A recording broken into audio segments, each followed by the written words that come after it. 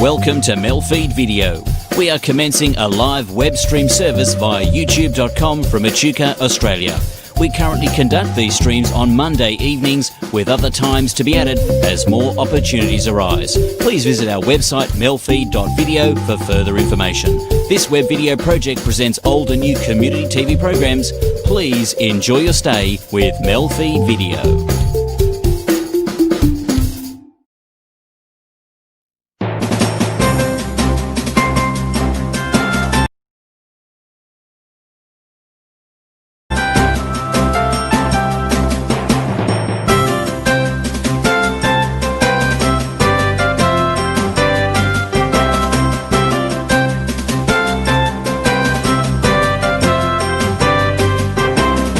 Welcome to NAT Chat. My name is Paul Spanos, and today's topic is the integration of psychology with faith, specifically with Christianity. With us we have Harry Malos, who is a clinical counselor with a Christian background. Harry, welcome. Thank you, Paul. Good to be here. Thank you for being a part of our program again. It's a very, very interesting topic today. Can we just, for the benefit of the viewers, put the ground what we're talking about psychology generically? Yes, generically, psychology is viewed as the study of the mind, how we behave the way we behave and how we think the way we think. Okay, and from Christian perspective, when we say people of faith, what do we mean by that? Christian people have similar understanding that they want to know how they think and what they think and how they are influenced by what they think and feel. And that means they believe in God and they believe in the Holy Trinity, generically all the Christians. That's right, that's right. Now, in the past, there is a thought there that in the past those two groups, they contradict each other. Why did that happen? What was the thinking behind it? Yes, in the past, there always was this contrast between psychology and faith, and Christian faith in particular. The contrast was that in psychology we have scientific evidence to suggest and prove the way we think and behave. Yep. The Christian faith's premises is that we don't need to have scientific proof, that our predisposition is governed by God, and God alone is the determines what we think and how we think. That means the whole behavior was part of the Bible or not considered at all. That's correct. Science. Anything that's out of the Bible doesn't need to be addressed, according to old Christian faith. Judeo-Christian faith. Yeah. Now, what is the change that happens today? Because we're talking about the topic today is about the integration of psychology with Christianity, and what is happening now? How that integration happened? Well, there is a bridge that we can agree on. Okay. In both psychology and in Christian faith, that we can use the rich study of psychology and the scientific evidence that doesn't necessarily contradict Christian faith. Okay. And by doing that, we have what we call integration.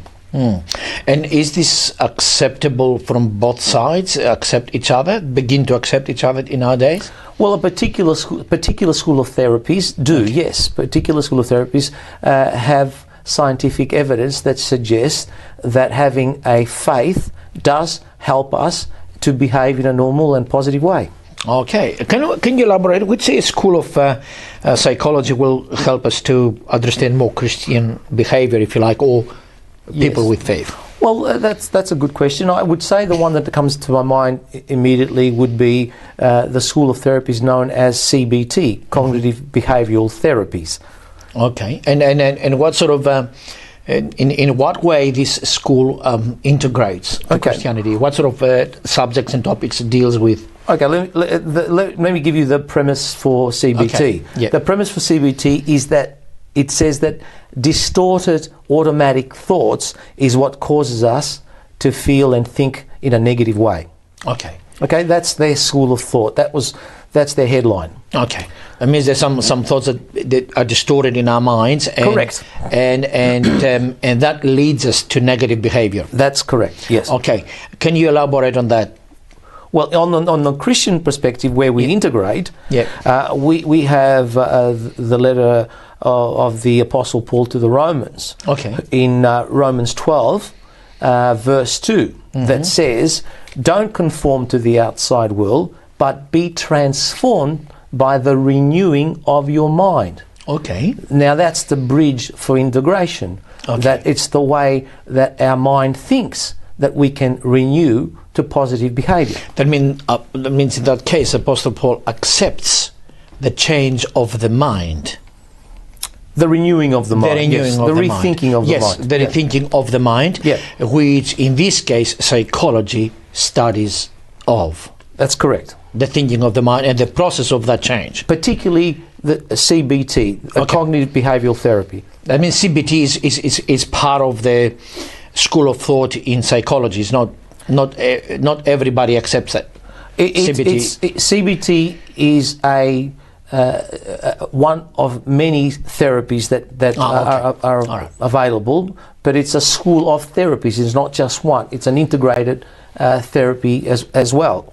Oh, okay. That having that explanation, how psychologists they work with people of faith, or help people of faith, if you like, or in our Western world that we live in, and using that science to explain the behavior. Well, the integration aspect is that Christian faith welcomes the rich study, the empirical study of science and evidence-based theories that have shown and proven to be effective. It has welcomed that because that's something that has been proven to be right and it works. So we can't shy away from it. And therefore, and on the reverse side, particularly CBT, it accepts the evidence that people of faith have a greater purpose in life, a greater hope in life, and therefore they see that as a positive way of being in order to get people to feel better about themselves. And that means that yourself as a counsellor, you can use that CBT as a tool, isn't it? That's correct, yes. So the way you explain to me, can be used as a tool comfortably to... The studies of it. Yes, the studies of it. The studies of it, what it has proven, the empirical testing and all the groundwork that it's done. Lots of it has been written and researched. The rich research that CBT has done that has been proven. Thank you, and we're going to continue in a moment after a short break. Please stay with us.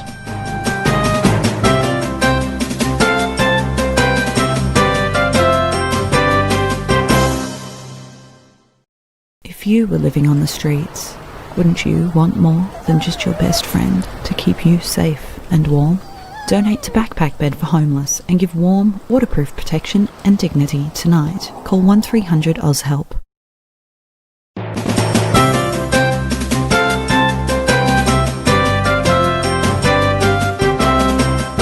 Welcome back. With us, Harry Malus, who is clinical counsellor, and the topic today is the integration of psychology with people with faith. And there is a school of thought, the cognitive behavior therapy, CBT, called that can be used in these cases by the counsellors.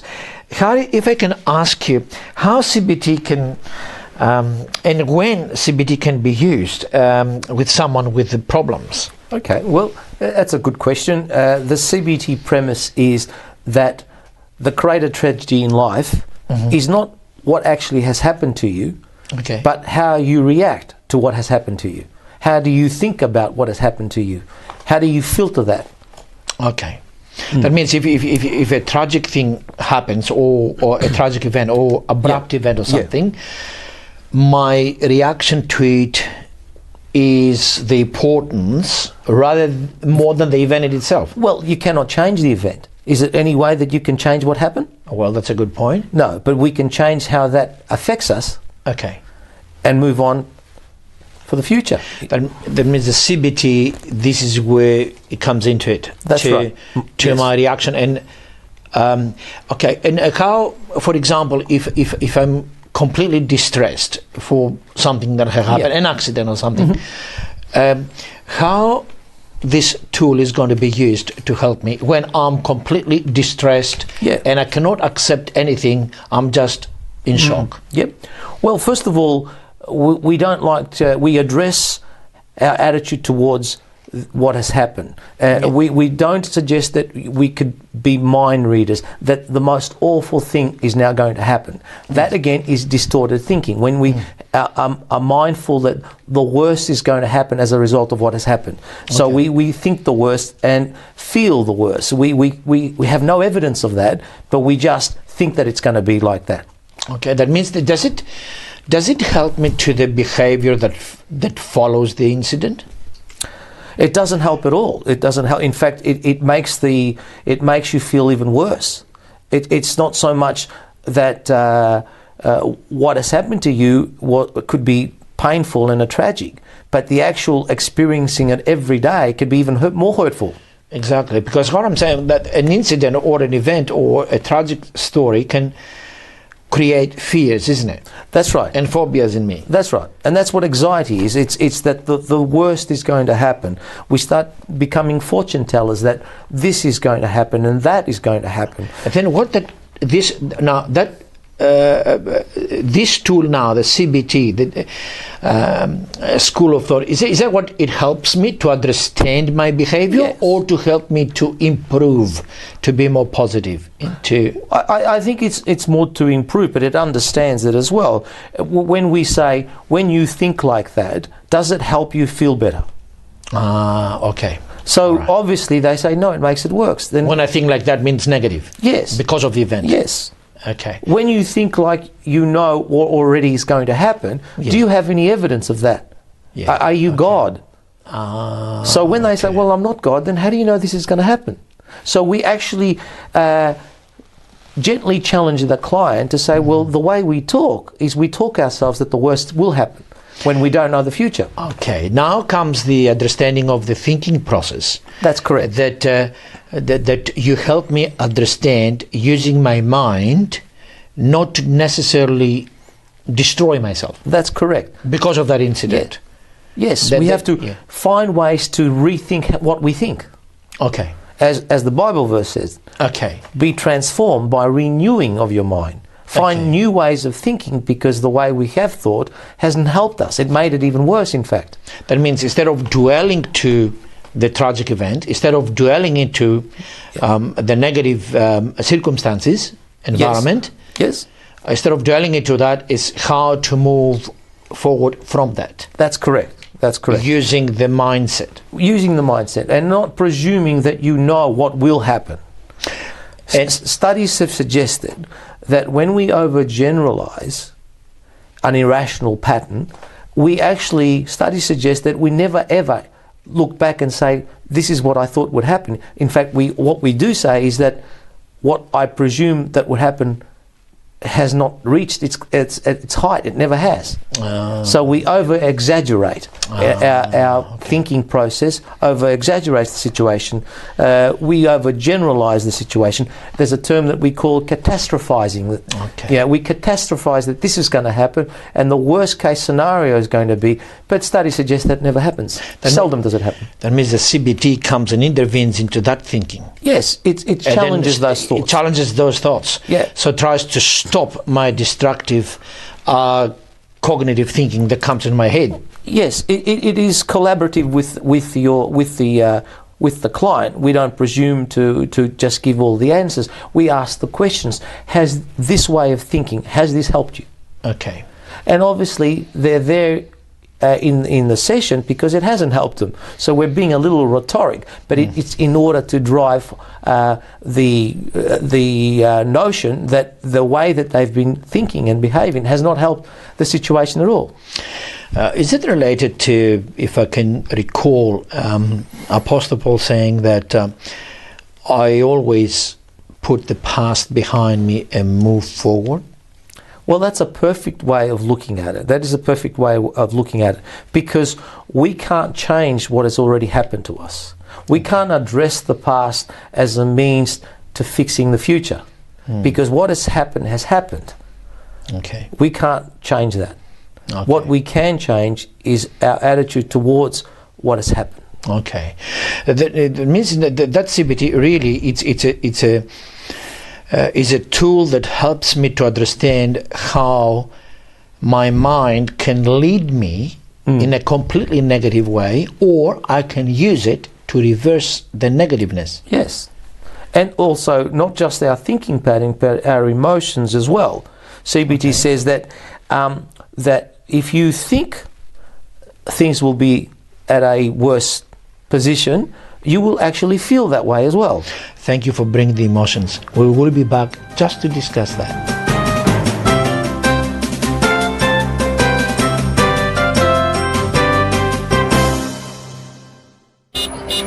Imagine not seeing the world you live in.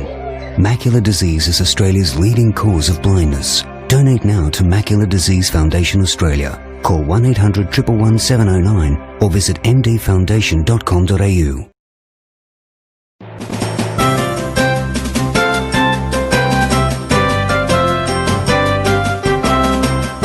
Welcome back to NAT Chat as we continue the discussion with the topic of the integration of psychology with people of faith, and specifically Christianity, with Harry Mullis, clinical counselor. And we're in the stage of explaining the cognitive behavior therapy. And we did speak about the change of the mind and the renew of the mind. Now, how this process of renewing of mind touches our emotions when we have that, as we spoke, the change of mindset of being negative to turn into positive. Yeah, well, positive thinking has a consequence on how we feel. Okay. Okay, so if I think positively, if I feel and think positively, then my emotional state will be a healthy one. Now, it's going to be a strange question here, the chicken and the egg, I'm not sure about that. Is that the thinking process that affects the emotions, or the emotions that affects the thinking process? Yeah, well, we can write a thesis on that subject, okay. But the point of the matter is that they both affect each other. Okay. But CBT is on the premise that thinking positively makes us feel positively. Okay. Okay. It doesn't dismiss emotions. Okay. But it has addressed emotions as sometimes, and it calls it emotional reasoning, that we cannot allow our feelings only to interpret reality, because sometimes our feelings can get it wrong. Actually, we did speak about abnormal events that happen, accidents, for example, in life, that really can cause us a lot of shock in our lives. So that is an emotional state, as well as thinking about the tragic event. And that emotion stays with us, linked to the event. Yes. And so that's where the effect is, isn't it? Yes. And the thinking you mentioned now, this specific therapy helps my thinking to influence the emotions in this stage? Yes, because it brings it to reality. If I give you a quick, our emotions, a structure of the brain, our emotions are stored in a different area of the brain that cannot analyze, cannot bring the reality of what has happened. Correct. But if we positively think about the event, we shift it from the place where it cannot analyze it to the front lobe of the brain that can give us reason, can give us positive thinking. Okay. So that positive thinking sort of tries to distort the destructive emotion. The part of the brain that stores an emotion is part of the hippocampus, and we call it the amygdala. The amygdala in psychology is where our emotions are stored, and our emotions don't necessarily cannot be analysed there alone, and we just feel what we feel, but we don't understand why. But when we bring reason to it, that's right, we shift it from that part and give it understanding. That means in this case the science of psychology here uses that reasoning. to help me to get out of this that's right. Emotional state. That's exactly right. So if someone comes up and says, I feel depressed, so therefore my marriage is a failure, it's because he's feeling this way, which is causing him to think that way as well. Yeah. You see? So we cannot always trust our emotions as the interpreter of reality. That means this specific therapy has analyzed in such a way the change of the mind using reasoning to help other people with faith or people with no faith how to help not to go or end up being in perpetual sort of negative. That's right. That's right. Stick to the negative experience of that. Now, how does faith, if we go from the faith side of things, how does faith integrate with this theory?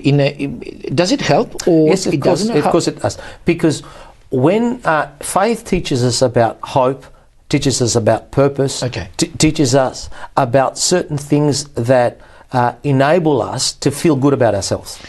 And at the end of the day, God is love, so it's a positive. That's right. It's a positive emotion, and it's a positive thought.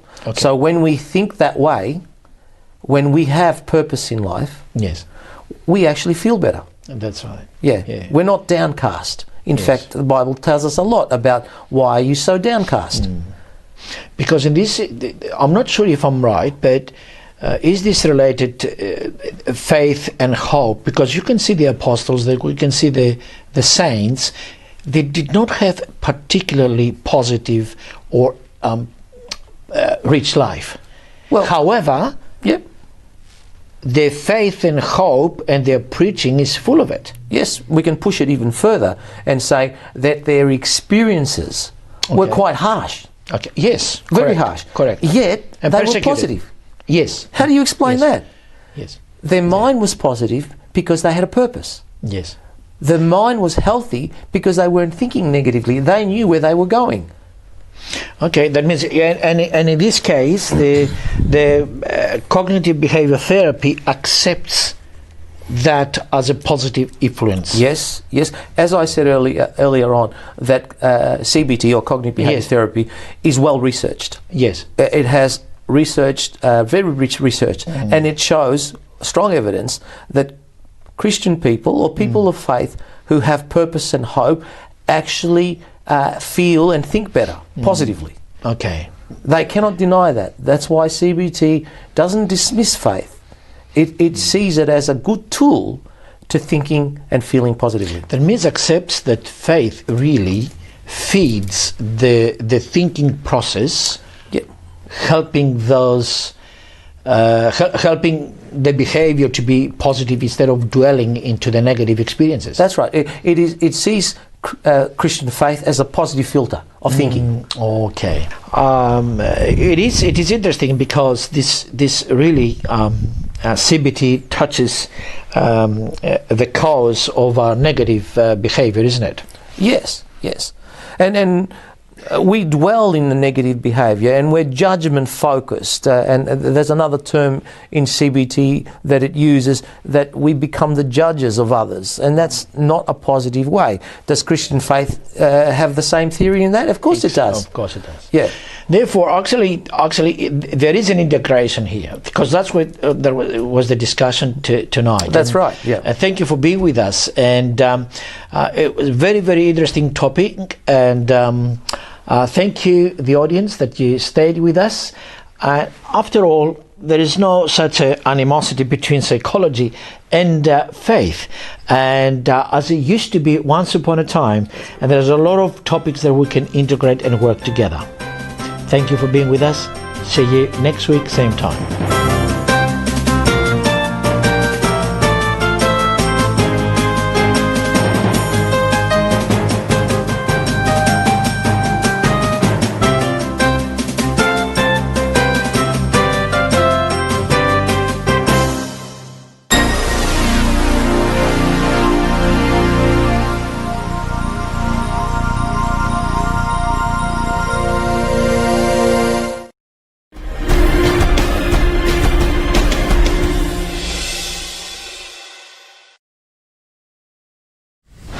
Good evening, I'm Leonardo Puglisi. This is 6 News. Tonight, concerned that Victoria could re-enter lockdown after a spike in cases as the Greater Melbourne area is labelled a coronavirus hotspot. One minister clashing with a reporter about the ADF personnel entering the state. It's totally about uniforms when you won't tell us how many ADF have been requested. James, that line's just a bit cute, isn't it? Also tonight, Donald Trump slammed after saying he's reducing COVID-19 testing in America.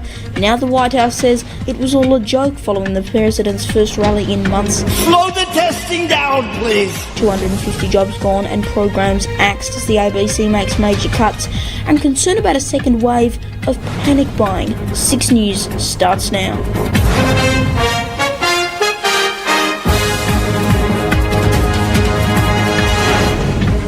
Thanks for joining us. There are fears tonight of a second wave of coronavirus across Australia as parts of Victoria are labelled major coronavirus hotspots.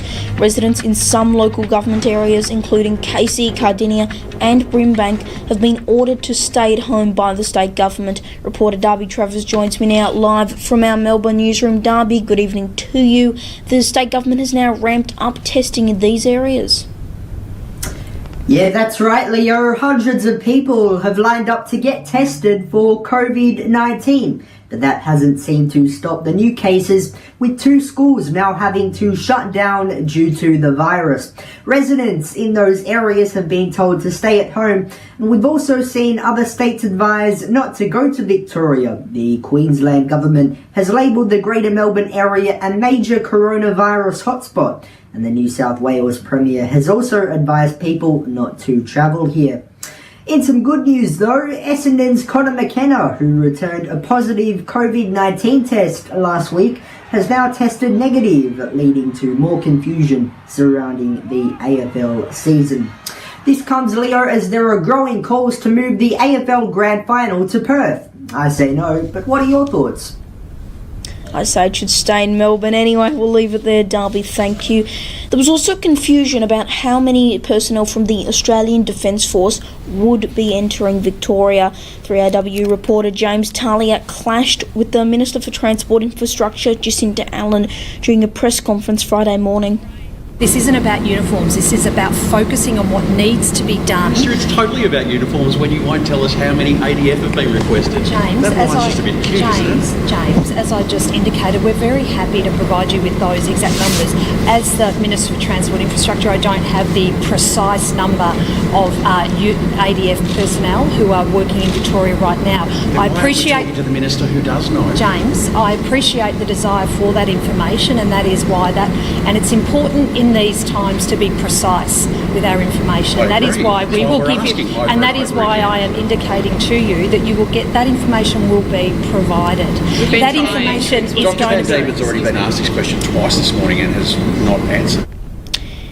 The Minister also confirmed what many had thought, that no one on the construction site of the brand new Metro Tunnel have tested positive for COVID-19. The coronavirus pandemic has led to a huge amount of work being undertaken with the construction companies, with the workforce, with unions, where together we've worked really hard to make sure that we can put in place additional safety measures on each of our work sites. We are fortunate enough to say we've not had on any of our project sites a positive coronavirus case. Overseas now, and Donald Trump has been slammed after saying he will reduce COVID-19 testing in America. Take a look. What we've done with the ventilators and with the medical equipment and with testing, testing is a double-edged sword. When you do testing to that extent, you're going to find more people, you're going to find more cases. So I said to my people, slow the testing down, please. Now, the White House has since come out and released a statement saying the president was joking, but the main story was actually the low crowd numbers, with many parts of the stadium completely empty. Outside, though, there was more drama, protesters clashing with Trump supporters.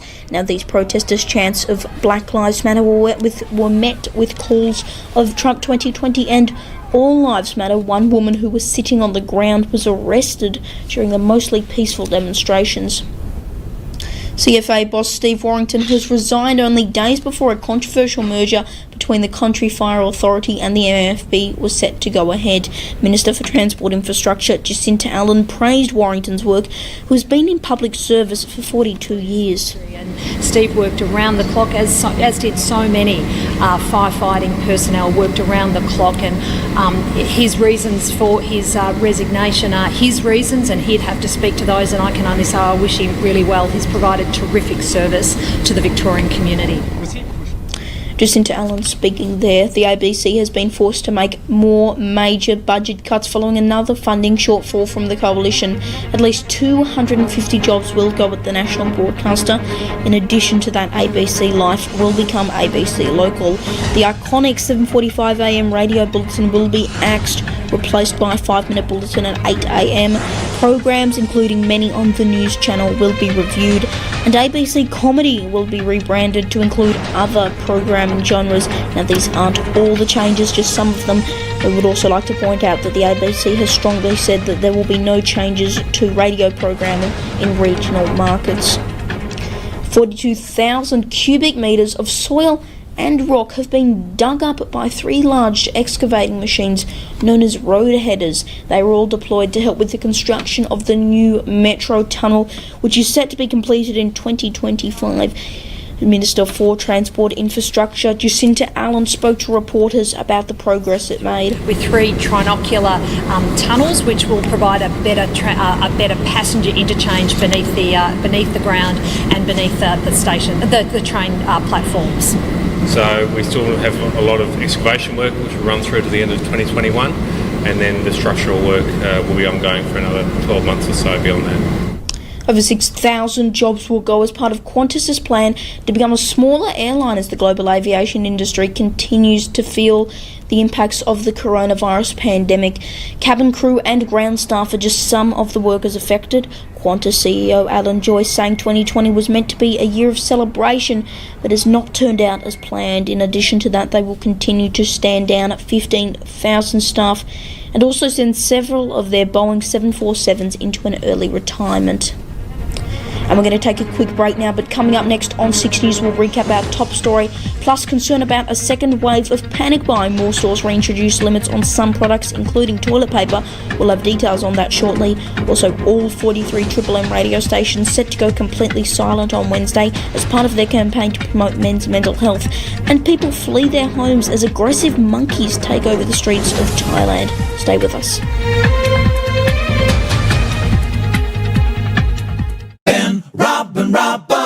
Streaming across the globe, Ben Norris, Rob McKnight, and David Robinson.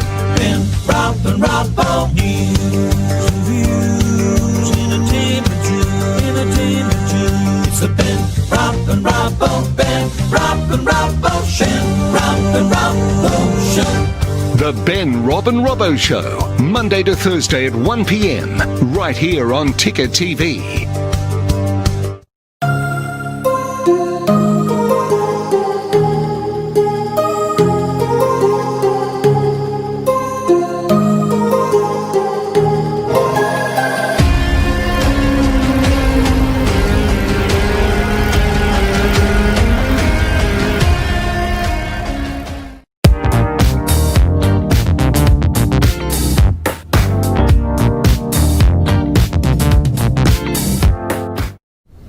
Welcome back, checking our top story this Sunday. And Victoria is in the midst of what some are calling a second wave of coronavirus. Several areas in Melbourne have been labelled COVID-19 hotspots, with other state governments telling their residents not to travel to Victoria. A testing blitz has now begun in at least 10 suburbs, those suburbs having high amounts of cases. And it seems the rise in cases has seen the return of panic buying. Coles and Woolworths stores in Victoria and New South Wales have both reintroduced limits on some products, including toilet paper and hand sanitizer.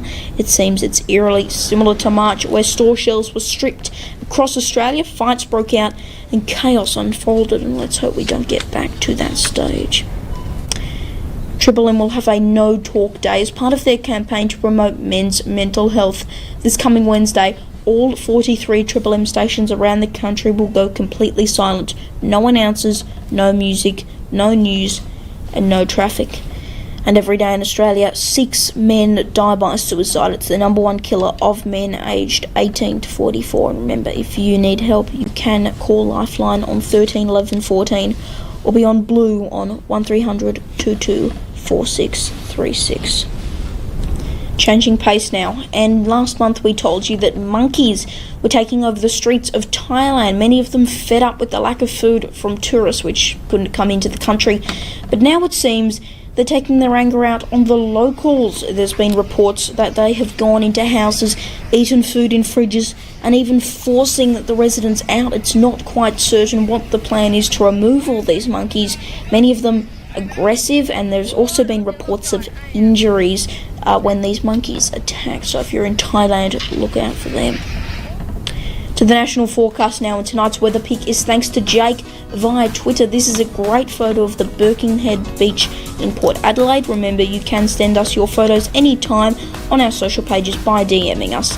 To the forecast now, Brisbane 22 and cloudy, Sydney 16, Canberra starting the day at a very chilly top of -1, warming up to 13 later in the day, Melbourne 16, Adelaide 15, Perth more rain 18, Darwin sunny and 32, Townsville 25, Bendigo 13 and Hobart at top of 14. And thanks again to Jake for sending in that picture. Before we go tonight, we just wanted to share with you this quick video of a woman singing in the middle of Hawthorn about toilet paper. Take a look. Take this one for free. I got plenty to go around. We don't need to hurt another, and we need to remember who we are. Can Aussie spirit needs to come through. It's not like you, it's not like you. And on that very high note, that is 6 News for this Sunday evening. You can stay up to date on all our social pages at 6 News AU. If you're watching via MELfeed.video, stick around because up next is Inline Plus, followed by Harmony University. I'm Leonard Puglisi. Thanks for your company. Good night.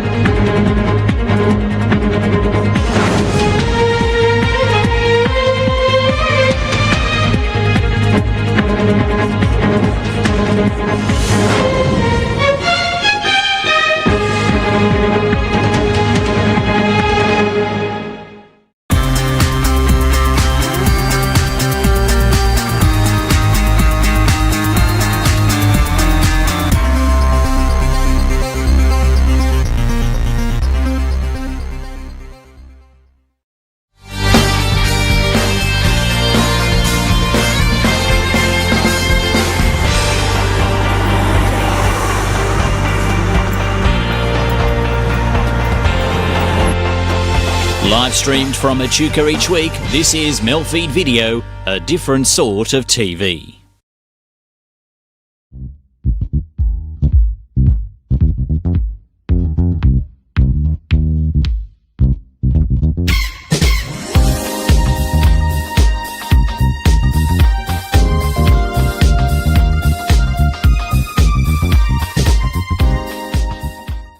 Hello, welcome to this Northern Access TV special, Inside 6 News. And our guest today is Leonardo Puglisi, the young presenter and producer of a local internet news channel, 6 News. So welcome, Leonardo. Great to be here. I first came across your bulletins when you asked me to use some footage of mine that I posted a little while ago. So how long now have you been making your 6 News segments? I think it's been over a year now. I think about a year and 2 months. I started doing only a bit of local news for the area, covering a bit of the council news and the local school news. But since then I've rebranded a couple of times, that I've moved to a accommodate a lot more state, national and world news. So a lot of changes since I began. So what sort of work do you have to do to make the news bulletins happen? Because there's an awful lot of work behind the scenes, isn't there? Tell me about it. I have to research, then I write the script, produce it, edit it, and with the editing, that's a big, long thing I have to do. I've got to add in the green screen technology and all the graphics and the lower thirds and the watermarks. So it's a lot of work, but I think it's definitely very rewarding.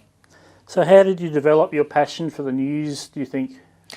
Tough one. I don't know, I've been watching the news since a very young age. There's some footage of me that I don't want to ever resurface, but me watching the news at a very, very young age, and I think it was the ABC. And, you know, I always wanted to, like being on TV and in front of the camera, and I always liked making movies and doing a bit of editing. And I always, I guess I like, you know, watching the news, so I guess it all sort of came together, and 6 News was born, I guess. So what are some of the stories you've broken over that time? Because you've gone out on location quite a few times, haven't you? Yeah, plenty of times. The bushfires, I was the first with the vision of the Black Hawk helicopters that were flying over, and there's been a lot this year, some undercover footage from Coles that was sent by one of their employees, some footage of the local school, tape being vandalised, the school, as I just said, making some really awful alleged decisions. But a lot of the stuff I do is, you know, not the same stories you'd see on the mainstream news, and even if it is, there's always a different element to it, something that you won't see on the main networks. So you always look for that slightly different angle sometimes? Yeah, you know, because I get a lot of input from the viewers. We always we have a social media segment to see what's trending, and we get viewer input. You have your say, and we have weekly polls on the biggest stories. And I think including the viewers is a big part of it, and it's something that I've really enjoyed doing over the past few weeks. So what have been some of the controversial issues you've had on Your Say recently?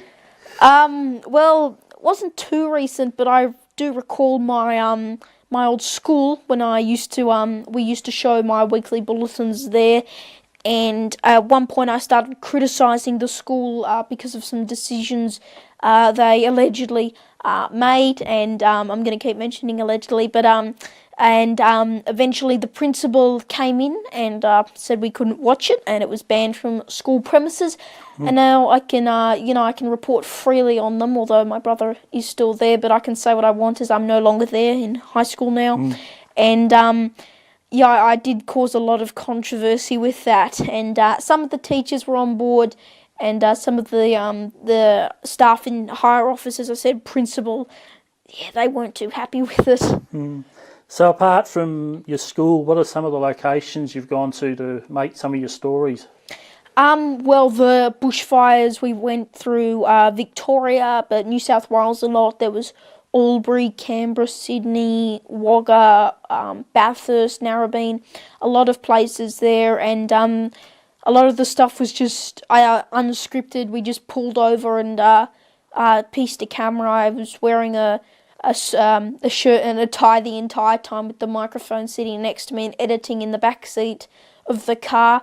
And that was it wasn't the best time. It wasn't always the happiest news, but it was a good experience for me to do on the road reporting when you have little information to go by, but you've still got to be as accurate as possible. Okay, and we'll have a look at the first of those segments now from 6 News. We begin with the job losses at News Corp Australia, with dozens of local papers set to become online only. Papers from several different states will stop printing before the end of June, with the Sydney Morning Herald reporting that hundreds of jobs will go. This graphic from SBS World News shows how the Australian media industry has been affected since the start of the year, including the shutdown of the Australian Associated Press, pay cuts at 7 West Media, which owns the 7 network, and the closure of 10 daily. It's expected that there will be more cuts at 7, 9, 10, News Corp and other media companies in Australia in the near future. Australians could be travelling overseas by the end of the year.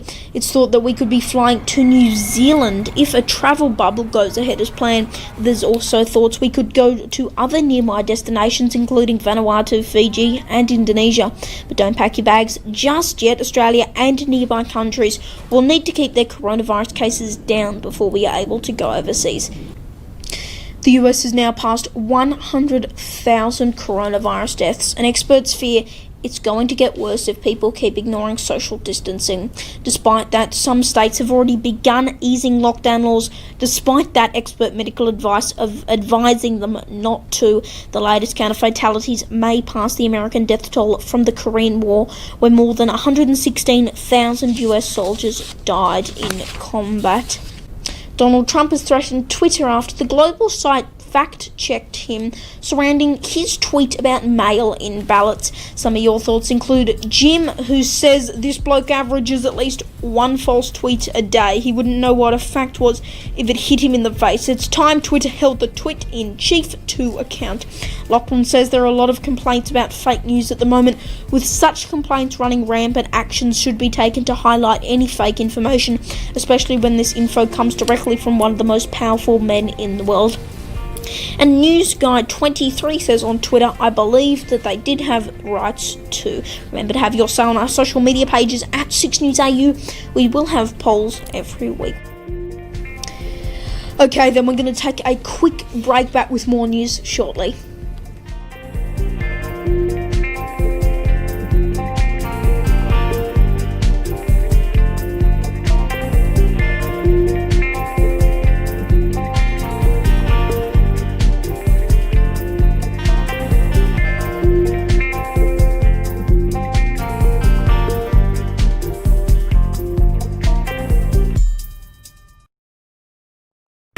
Northern Access Television will turn 30 in 2020. We are planning a celebration night with a book and a special TV show about our history.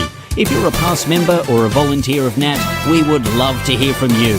For more details, visit the website nat30years.info and find out how you can help celebrate 30 years of media for the community. The 30th anniversary of Northern Access Television. Let's celebrate in 2020.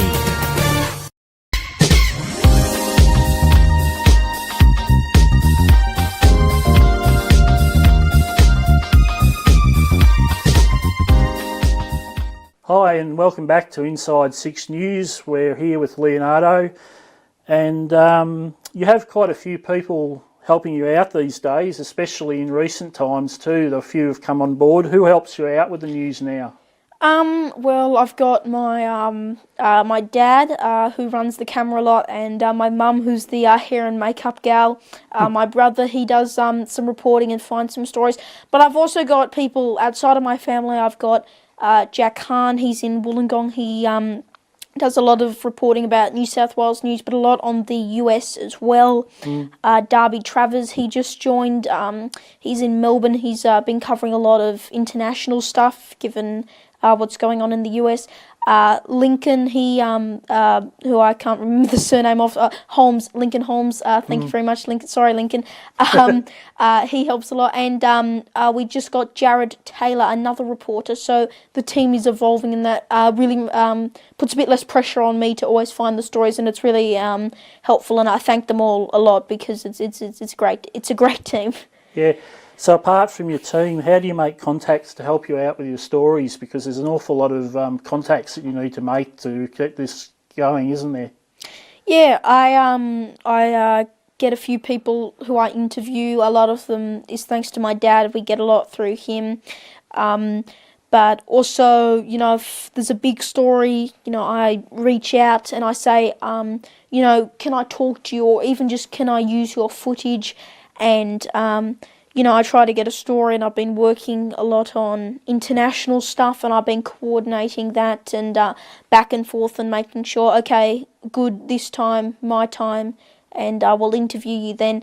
And it's a lot of fun, and I really enjoy doing interviews because it provides a lot of content, and it's always good to hear what others have to say. So are you hoping to make a career out of news reporting? What do you see yourself doing when you go to start work? I'm not sure, given the what's going on at the media with the media industry right now. But you know, I'd love to do some on the road reporting. I always enjoy doing that. But you know, eventually some presenting, and I don't mind what station, what city, what suburb. I've always said I'd like to stay in Australia, preferably, because you know I love the news here. But wherever the job takes me, I'd be happy to go. So, what are some of your heroes in the news industry? Do you reckon? There's a lot. I guess probably one of my favourites, and he formerly at the ABC, and this is really because I watched him as I grew up for many years. Ian Henderson on the Victorian 7 p.m. news, and I watched him for a long time, including his final bulletin and the one that didn't go too well. And I watched him, and his presenting style was great, and he broke a lot of big stories. You know, in the few years I've been alive, and you know, it's sad that he's not on TV anymore, but because he was just such a great presenter. But Tamara O'Dine and Mary Gearin, I still watch them every night, and they are a great team. So a lot at the ABC, but there's plenty at every network that you know, I look up to, and you know, it's kind of hard to have a favourite at some time. Okay, and we'll have a look at another one of these segments from 6 News, and we'll be back shortly. You're watching 6 News. There's concern about how fast coronavirus could spread on public transport, despite the fact less people are likely to ride on trains, trams, buses and ferries throughout the country. Safety measures have been put in place, including limits on how many people can be on a vehicle at one time, as well as social distancing measures. They will all be in place, and it's unclear how long they will be there for. It's expected it will be there until at least the end of June. And despite major concerns about coronavirus spreading in supermarkets, employers are still being told not to wear face masks at work. This video, sent to all Coles employees, was obtained exclusively by 6 News. It's been very controversial. Take a look. Face masks as well are not necessary if you aren't well. I know we've said in the past that the medical profession wear them, but we're in a totally different environment. So again, the messaging we've said to our team members is masks are not necessary to prevent you from getting COVID-19. So gloves and masks not recommended. There's information about sneeze guards, because I know some of our team members might have family and friends who are seeing what other retailers are doing. Again, this document calls out that they are not recommended. And if you see some of the other retailers that are doing this, and again, we're not here to judge other retailers, but I think it does not take away from the fact that you need to wash your hands still and sanitise, because you're still touching the product, you're still touching potentially money and so forth, and you're protected by a sneeze guard from a very, very little area. Protesters in the US have attempted to burn the American flag while protesting the death of George Floyd, an African-American man who died when an officer kneeled on his neck when he was being arrested. Here's some vision exclusively obtained by 6 News, given to us by Town Hall Media's Julio Rosas. You know what's horrible? How they kill our black brothers and sisters, hermano. That's what's horrible. No, it's horrible how they have us enslaved. It's horrible how that Federal Reserve is right the cops, America. And the Council of Australian Governments, or COGE, has been officially disbanded, with it set to be replaced fully by the National Cabinet. State leaders from all over, premiers from all over the country rather, will continue to meet to discuss coronavirus, from the restrictions to plans from for the future and creating jobs post-COVID. We'll have more news after the break. Stay with us.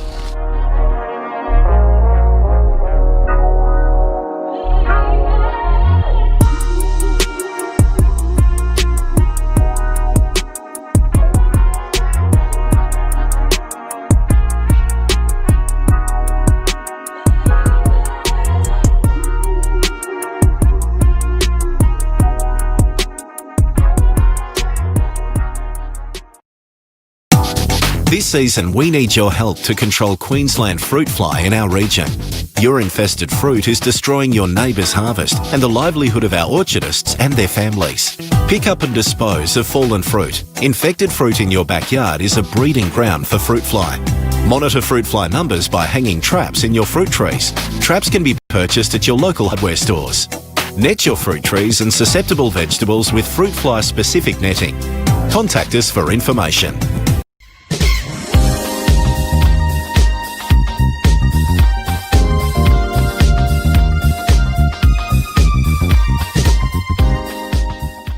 Hi, welcome back to Inside 6 News, and we're here again with Leonardo for our last talk with Leonardo. And so how do your teachers feel about the news broadcasts, and how do they help with your media studies at the moment? Because you're now in high school, of course. So a lot of my teachers, all of my teachers, they've been really supportive. They found out about it and it sort of spread like wildfire, because I think I told a couple of teachers about it, and before you knew it I got teachers I'd never met just coming up and saying, congratulations, you're doing an amazing job, and a lot more people saw it then, and they've been really supportive. I guess we haven't been doing too many media studies at school right now, and of course everything is delayed, but I definitely think when we are doing them that will really help, and you know, it's something I'd be really interested in learning about, the whole media studies, and yeah, but the teachers, they've really been great. Unlike previous school, which shall not be named, but if you're on my YouTube channel you can find out about it pretty easily. Yes. So the news industry is starting to contract quite a lot. How do you feel about that at the moment? Because it's starting to really sort of shrink down, and a lot of sackings, unfortunately. And yeah, it's really sad. I mean, even though I've really never lived in a regional area, I'm a very proud and passionate supporter of regional news and keeping it on air, and the newspapers as well, and as well as community TV. I think no one, except for certain people in who might be controlling the decisions, really want it to be shut down and really want it to be off the air. And I think it's sad news. I do reckon, there'll still be a place for young journos like me in the future. But unfortunately, I just don't really think it could be at regional areas and these regional stations. And that's just really sad, because there are so many great journos that have come from there, journos and presenters. And, no one wants local news to be lost, because it's just so important to the community. And that's what I started doing very early on, local news and local only. So, sad time. yeah, it's very sad to see the regional areas losing their papers recently. How do you feel about the papers? About 100, I think, so papers are about to close. Yeah, it's awful. Dozens of them, I think. And online only they're going to become, but of course, not everyone. Especially some of the elderly, they're not going to go onto these websites, and the fact you've got the subscriptions as well, that's a whole nother issue, and there's going to be less journalists. I mean, you can't really put a good spin on it. There's nothing good about the newspapers being closed, and they've already been dried so thin this year with stories that are at times barely relevant, and it's just another blow and another unfortunate thing that's come out of 2020, and especially during such a crazy time during the coronavirus. It's just not what we wanted to see. So before we finish up and see your last segment, how can you find 6 News Australia? Because it's a growing empire just about, isn't it? Thanks. It's on pretty much all the major platforms now. Obviously, we began on YouTube, so you can find us on YouTube. That's 6 News Australia. But on the socials, the other socials, that's Facebook, Twitter and Instagram, at 6 News AU. And you can also be part of it. And as I've said before, our polls and our opinions from the viewers, you can become a part of that using hashtag 6 News AU. And so that's 6 News Australia, or at 6 News AU on all the socials. Okay, well, thanks very much for coming in today and having a chat with us, and best of luck with the future of 6 News and for your career in general when that takes off, hopefully. Oh, thank you so much. It was great being here. And now we're going to take a look at the last of Leonardo's segments. Thanks for watching and good night.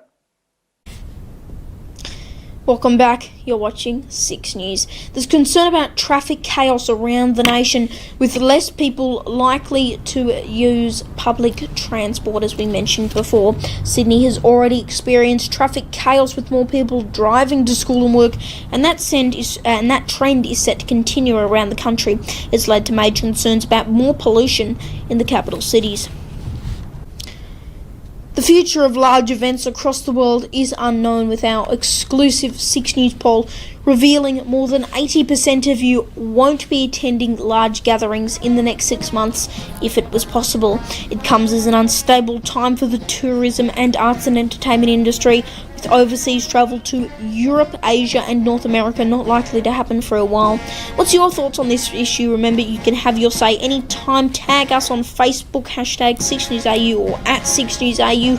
Tweet using hashtag 6NewsAU and comment on Instagram using hashtag 6NewsAU. Japan has lifted their national state of emergency, with the WHO praising their response as a success. That's despite many residents describing the government's response as awful, even with Japan keeping the amount of COVID-19 cases there at a low level. Japan has been at the centre of several coronavirus incidents, the Diamond Princess cruise ship outbreak, as well as the Olympics cancellation, both of those making worldwide headlines.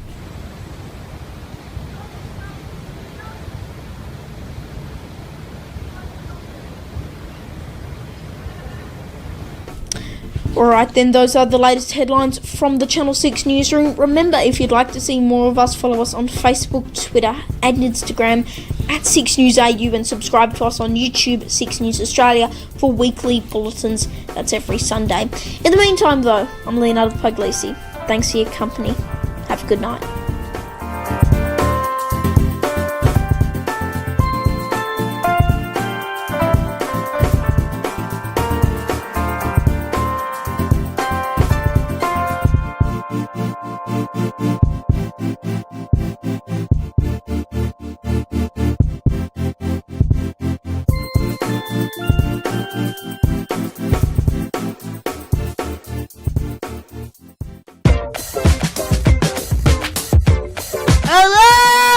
Main headquarters all the way. I stuffed up. Stop doing. Larkin hits, and he's been wicketed. I'll just do it here, because my eyes are in squint. South? But we can't confirm any of this because we really don't know what we're talking about.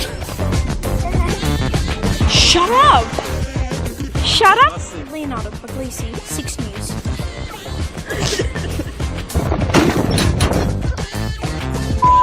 What's wrong with this town? Two fishies. Blazers are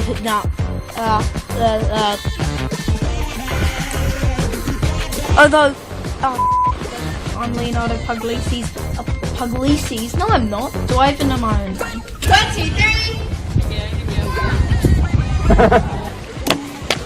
That has shook the modern. Oh, don't worry about it. Thanks very much.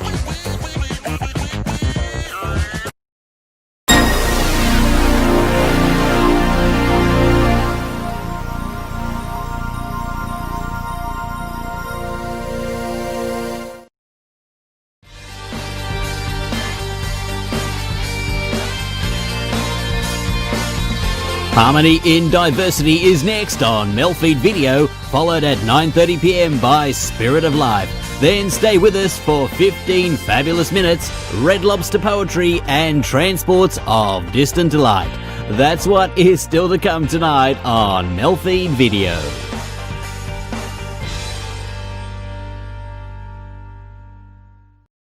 Hallelujah.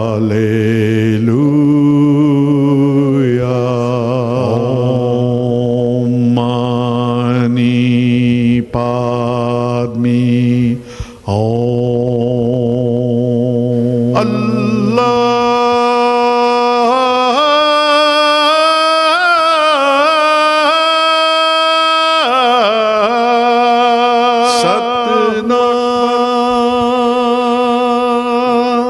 Welcome. You're watching Harmony and Diversity, and this week we're speaking to Parvin Kaur Bennett.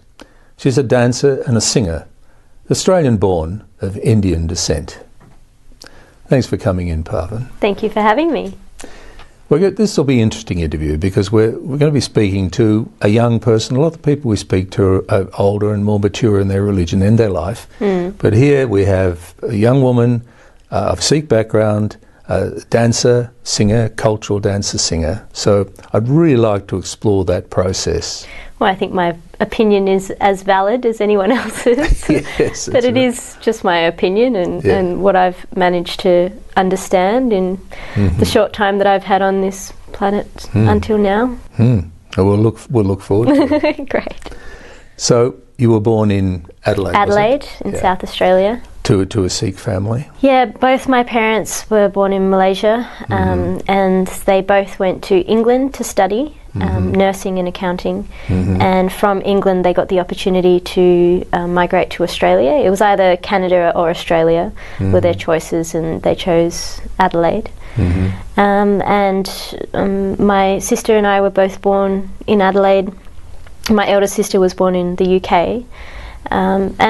But you know, when we were growing up in Adelaide, it was very much less populated by the sort of Indian community as it is today. Since the last few years even, there's been an intense migration of Indian students and things like that. So I think the Australian public is a lot more used to the multicultural kind of vibe that you get, especially in Melbourne, for example, where it's everywhere. When I was growing up, we were the only Indian family in the neighbourhood. Oh, really? So we were the only Indian family at my school, which meant that it was a bit of an unknown, but because it was unknown, people were intrigued. Yes. And my parents spent a lot of energy sharing our culture, the food and the dance. And I remember being in primary school at assemblies doing Bollywood dance routines right from the start. And so it was something that just became normal for me and my friends, and when they came over to my house they would have Indian food and my house would smell different, but that was just normal because it was me and I was a normal child. So it was a really lovely kind of upbringing for me. I'm the youngest of my family, so I do believe my eldest sister, she had a much rougher time going through school, and she had some sort of instances where I think someone called her something at some point and she knocked them out and gave them a blood nose. My parents were called in, but that's part of our culture as well, is that you don't take anything from anyone. You stand up for yourself and you stand up for your rights. And I think so once I got to high school, it was already that just don't mess with the Singhs because you will regret it. But I never had a problem at all. Nice. But it sounds as though it's a coherent concept of family that you grew up with. Very much so. And as soon as my parents came to Australia, they started connecting with the already existing Sikh community that was there, but then also facilitated in starting the Sikh Gurdwara, the Sikh worship place, was started by my parents with the help of the other, a lot of the Sikhs that were in Adelaide at the time were professionals, doctors and lawyers that had migrated over here. So it was a very sort of educated, close-knit community that were able to have the resources to start the Gurdwara and hold events and things like that. So my parents were just really passionate about our culture and our religion, and so made sure that we didn't miss out on that, even though we were away from the majority of people being in that culture. What was there any tension between who you thought you were, like the Australian and the Indian Sikh? Was there a tension there? Not really. my dad was, as soon as he got to Australia, just really adopted the Australian cricket team, for example. And we were always barracking for Australia when it came to all of those. And I think that's part of nationalism, is being part of that community and being proud of that community and barracking for it. Sometimes it gets overblown, like most things. So there was that really strong Aussie factor, which was drilled into us, and even in primary school, just singing Advanced Australia Fair at every assembly, because we're quite a musical family, we were often the ones that were leading in choirs and things like that, singing those songs. So that was very strong. But then on the other side, the Sikh element was incredibly strong. We had the Guru Granth Sahib at home, so there was a dedicated prayer room for the Guru Granth Sahib where every morning we would go and would do our morning prayers, and then in the evening as a family we would sit down and do the evening prayers as well. And I remember those times. It was probably quite frustrating as a child to have to sit down and do these sorts of things, but for me, I quite enjoyed it, spending time with the family in that way, and just listening to the prayers being sung was something that I always enjoyed, and I look back at it and am very grateful for that sort of discipline of being able to sit still for an hour at a time and not be doing anything but sitting cross-legged, which is, you know, a skill in itself that I'm very grateful for. It's kept me flexible and nimble. So both elements, and then obviously on the weekends, Sunday mornings, we would go to the Gurdwara. And one of the main parts of a Sikh a congregation is the singing. The singing, yes. So the whole Guru Granth Sahib is written in song.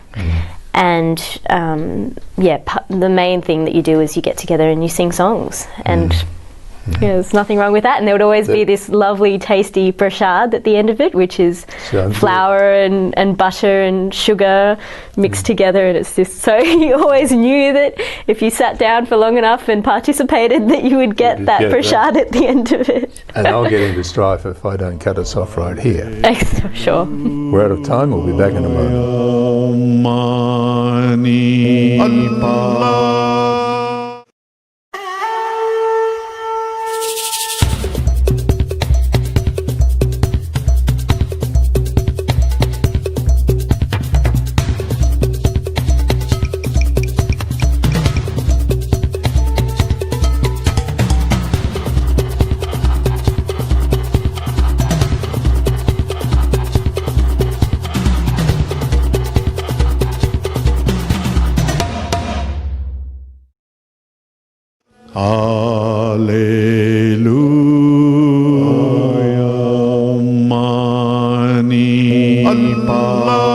Welcome back.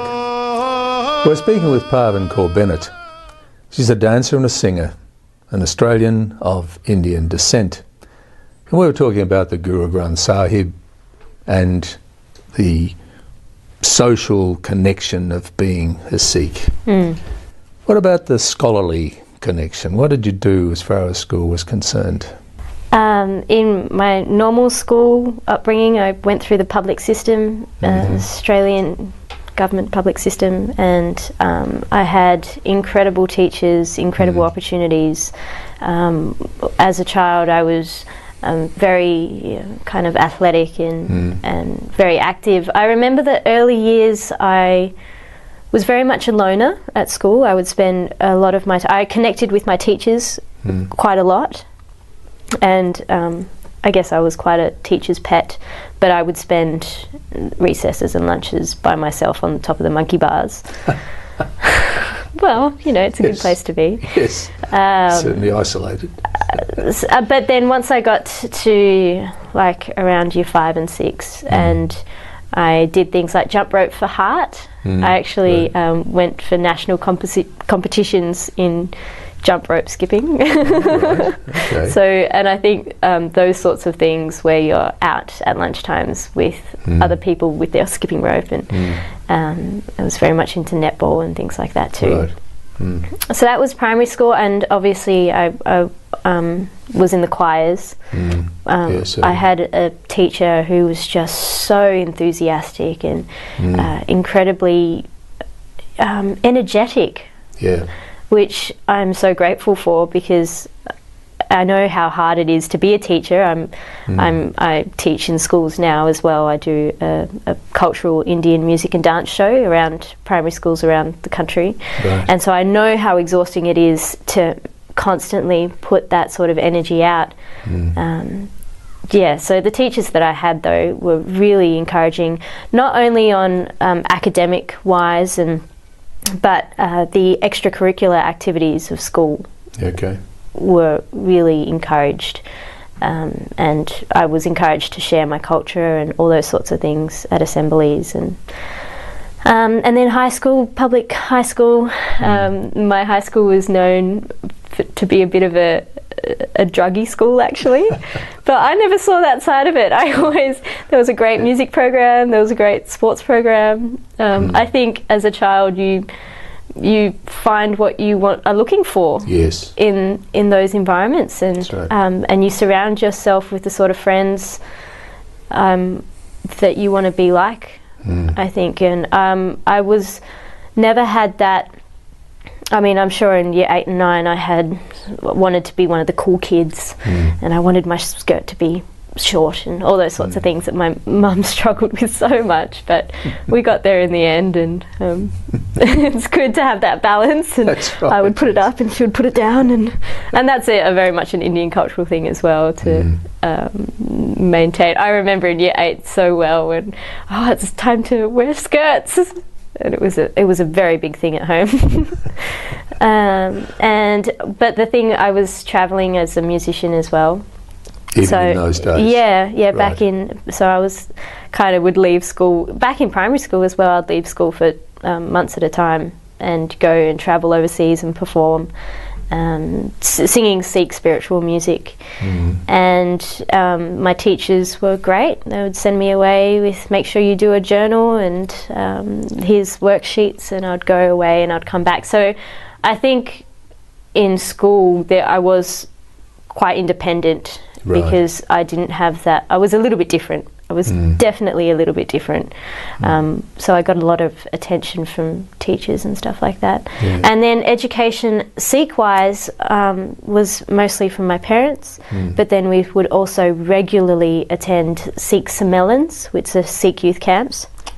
So holiday camps that you kind of woke up at 6 o'clock in the morning and you would go through the Nityanem, it's called. There's prayers that you do in the morning and the evening as part of the Sikh kind of way of life and the structure of the day. And also learn about the history of Sikhism, the gurus. There are 10 gurus in the Sikh religion. And then all of the different characters that are around that, all the stories, all the sons and the warriors. The Sikhs were kind of, the religion was born in a time of conflict in India when the Mughals came to India and were forcibly converting the Hindus to Islam. And there was the emperors, and so it was Guru Nanak was the first Guru of the Sikhs, and he kind of just went, I don't belong anywhere. I am of the universal truths, and I believe in love and peace and equality for all types of people, for all genders as well. There was a lot of gender inequality in India at the time, a lot of practices like the practice where if a husband died, the wife would throw herself into the funeral pyre.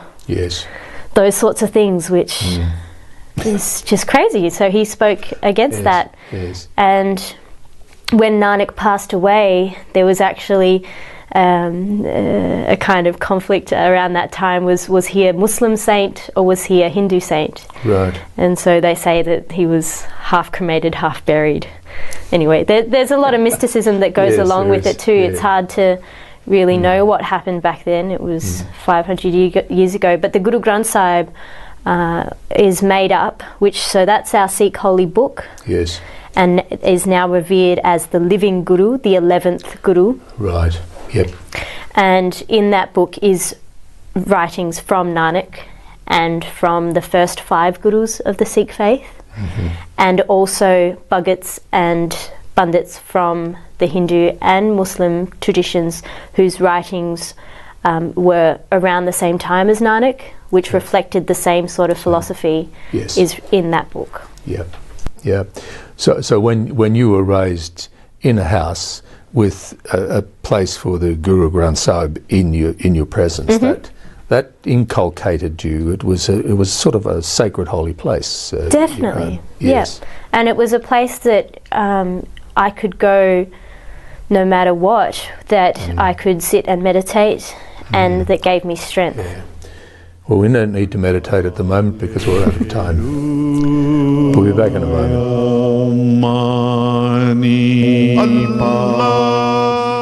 Good morning. And how are you today? I am fine, thank you. Red Lobster is a program about poetry featuring performances by a wide range of poets, published and unpublished, from all walks of life. You can catch poetry readings from all around Melbourne. So for an interesting and entertaining mix, come join us on MELfeed.video each Monday night at 10:30 for Red Lobster.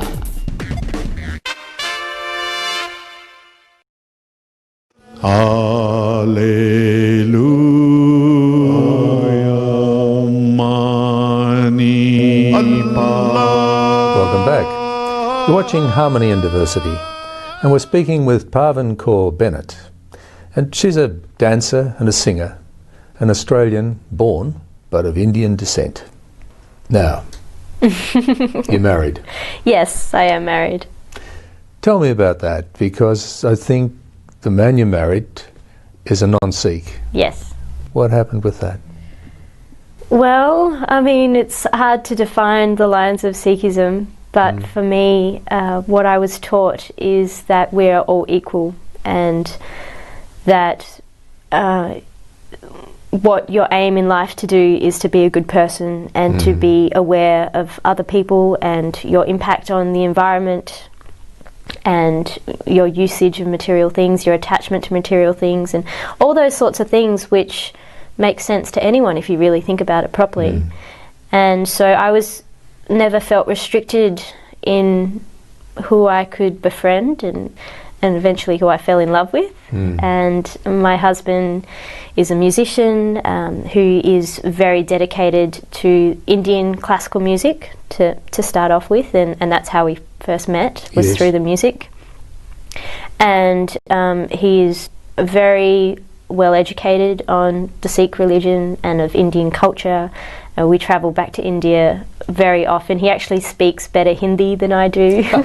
Well, there you are. So, I mean, he might not look like he's Indian or be born in that environment, but we're from the same culture. We're both from Adelaide. We grew up a couple of suburbs away from each other, and we both love music, and we're both people that want to dedicate our lives to art and to understanding as much as we can about how this universe works, and to spread that on to the next generation, and to spread that feeling of love that we have for ourselves and for each other and for our music and our work to as many people as we possibly can.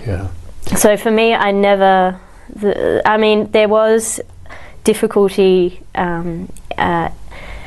allowing myself to fall in love with him to begin with, because I was very intellectually aware that it would cause discomfort within my family and within my community, and I would be judged and seen in a different light to what I had before that.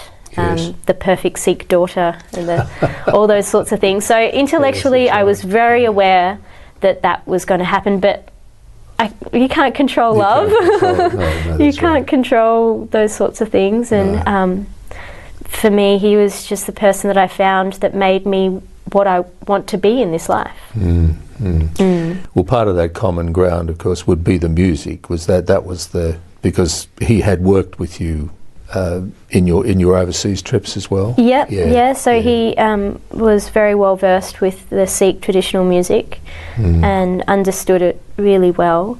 And he has a genuine love for the Sikh philosophy. Yes. Really, he really does. And yeah, that's how we initially met. But it goes beyond music. It goes to all aspects of life. He's a scientist. He's an engineer, electrical engineer in his background. I studied university as a chemical engineer as well. I didn't follow through, but he actually... So I think that science and music, art, brain, there's a lot of connections there. But he's a curious person, and so am I, and we like to experience all cultures. And it's not just Indian music that we connected with. It's Brazilian music, it's bluegrass music, it's gospel, it's everything, soul, funk, jazz, blues. And I think that was it. It wasn't just that we had the interest in Indian music. In fact, from being with him has encouraged me and made me go back to India and study Indian music, whereas before that I never even thought that that would be something that I would do. So he's actually brought me to that. Brought you more into it. From all of the other styles that I like. Well, with say the community, like how long have you been married now?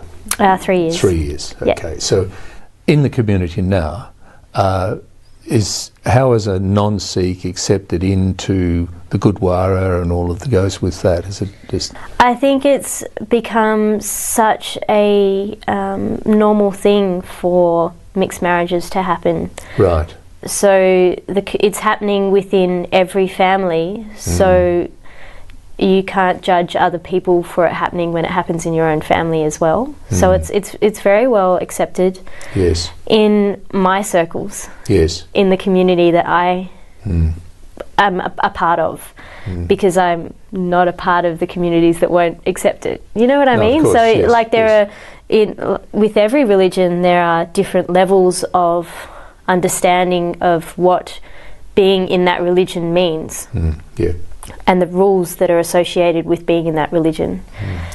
Yeah, my experience of Gurdwara is that the Sikhs are very accepting and generous people. So I can understand that that's probably the case. So your music, and if you come back next week, we're not finishing yet, but if we do, we could talk about that more. Yeah. But your music's consolidation, the Indian dancer, singer, how did that evolve? I can hear that you started way back and you worked with your parents, etc. How is it the continuum? Why are you still doing it now, in other words? It makes me happy. Well, that's a very good reason. And I have worked very hard to, and I do work very hard to make it my life. And I am so grateful that I am able to make a living out of what makes me happy. Yes, yes, and you do the training at schools? Yeah, I teach, we do shows and tours, but just touring as a musician, playing night after night is very hard work, and organising those tours is probably a lot harder. So, I mean, there is the aspects of performing and practising and doing that, but the difficult part is we're also self-employed, so you have to be on top of all those business side of things as well, which a lot of people don't realise. Absolutely, that's right. It doesn't just happen. There's a lot of work goes into it, a lot of practice, a lot of commitment. But when I am doing music just for myself, the love that I feel and the awareness that I get from that. Awareness? Yeah. I have an awareness that time is running out. Right. I've already asked you, will you come back next week? Yes, of course, of course. Thanks very much, Parvin. We'll be back next week, speaking more with Parvin. Goodbye for now. Baha'u'llah,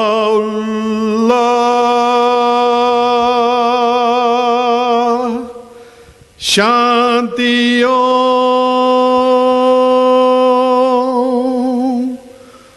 Allahu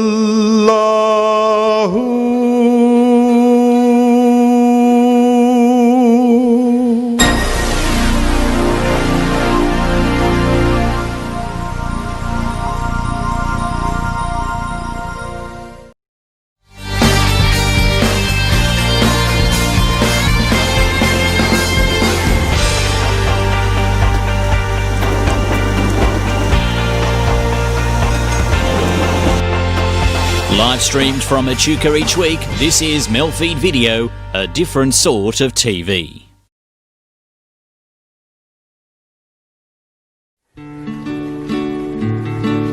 Spirit of God in the clear running water, blowing to greatness the trees and the hill. Spirit of God in the glimmer of morning, fill the earth, bring it to birth, and blow where you will.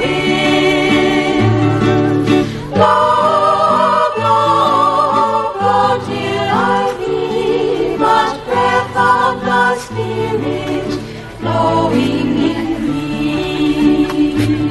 hello and welcome to Spirit of Life. I'm Mirella Rich.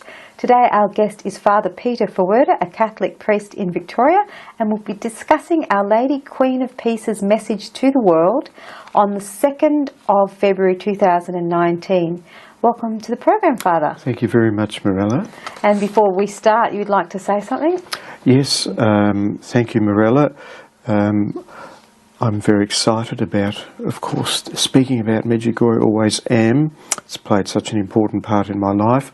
But whatever the Church decides, I will abide by. The Church has the final say on the authenticity of these apparitions. So whatever the Church decides, I will hereby abide by that decision. Yeah. Okay. I'll start by reading Our Lady's message. Our Lady's been appearing since the 24th of June 1981 in a little village in Bosnia-Herzegovina called Medjugorje, and she is still appearing today to 6 visionaries, all at different times. Our Lady said on the 2nd of February 2019 to everyone in the world, "Dear children, the love and goodness of the Heavenly Father give revelations which make faith grow, for it to be interpreted, that it may bring peace, certainty, and hope. In this way, I too, my children, through the merciful love of the Heavenly Father, always anew am showing you the way to my Son, to eternal salvation. But unfortunately, many of my children do not want to hear me. Many of my children are of 2 minds, and I always, in time and beyond time, magnified the Lord for all that He has done in me and through me. My Son gives Himself to you and breaks the bread with you. He speaks the words of eternal life to you, so that you may carry them to everyone. And you, my children, apostles of my love, what are you afraid of when my Son is with you? Offer your souls to Him, so that He can be in them, and that He can make you instruments of faith, instruments of love. My children, live the gospel. Live merciful love for your neighbours. And above all, live love for the Heavenly Father. My children, you are not united by chance. The Heavenly Father does not unite anyone by chance. My Son speaks to your souls. I speak to your heart. As a mother, I am saying to you, set out with me. Love one another. Give witness. Do not be afraid. With your example, to defend the truth, the Word of God, which is eternal and never changes. My children, whoever acts in the light of merciful love and truth is always helped by heaven and is not alone. Apostles of my love, may you always be recognized among all others by your hiddenness, love, and radiance. I am with you. Thank you. So, Father, we'll go through it. Our Lady said in the first passage, paragraph, "Dear children, the love and goodness of the Heavenly Father give revelations which make faith grow, for it to be interpreted, that it may bring peace, certainty, and hope." When I read that, I was thinking, He gives us experiences in our life to make our faith grow, to make us really believe with certainty that He is there, that He does exist. And we all have little experiences in our lives where we feel God's presence, where we've had something convinced to us of Him. Yes, and that does help when we have a personal experience of God's love, when we ask for relief in some situation. But when we look at Jesus, the way He lived, He is, of course, He and the Father are one. So whatever Jesus did in His life and said in His life is what the Heavenly Father does and what the Heavenly Father says. So just to look at Jesus and to look at the Gospels, and it's so beautiful, and they give us faith and bring us peace when we think about what Jesus said and did, because everything Jesus said and did really was motivated by love. Yeah, that's right. And Our Lady went on to say, "In this way I too, my children, through the merciful love of the Heavenly Father, always anew am showing you the way to my Son, to salvation, eternal salvation." So she's saying here that she's continually showing us the way to heaven, to how to live, to get to heaven. Yes, it's very beautiful, isn't it? Like a mum looking after her child. You know, you're a mum yourself, so desperately want them all to be. You know, you want you want the best for your children. Exactly, everyone. And then Our Lady said, "But unfortunately, many of my children do not want to hear me. Many of my children are of two minds." That's the same with a mother as well. They might repeat to their children over and over again, and they don't want to hear it. So I know that. And then Our Lady said, "And I always, in time and beyond time, magnified the Lord for all that He has done in me and through me." I love that line, because it's like she's saying, no matter what, she always gave thanks to God for what He was doing in her and through her, in the past and now in the present. Yes. Always giving glory to Him. I love that. Yeah, we should all do that. We should all.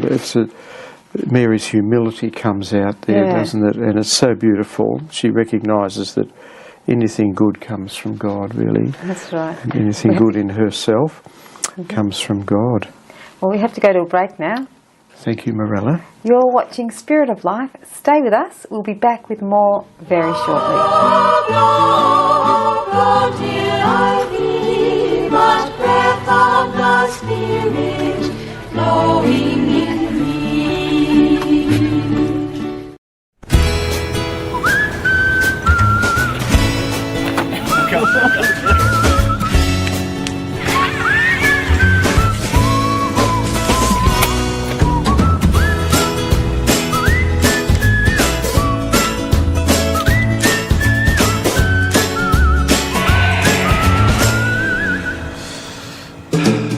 Every new line means two more hands. Join us, lions.org.au. We always liked to play chess together ever since we were little. He was always a better player than me. When I was diagnosed with Pompe's disease in 2002, I was told that my life expectancy was going to be poor, and my condition deteriorated rapidly before I was able to start treatment. My brother and I both suffered from the disease. But now I consider myself the fortunate one. My brother spent the last 2 years of his life in hospital. He didn't have access to this wonderful treatment that should be available to everybody. The world just keeps getting smaller as you progressively lose the ability to walk. So your world shrinks, and then gradually you realise, I haven't been to the supermarket in 6 months. I'm 59 now, and every year I can see my daughter grow up is a blessing. I believe my treatment's made this possible. To learn more and help those living with Pompei's disease, register at australianpompeii.com.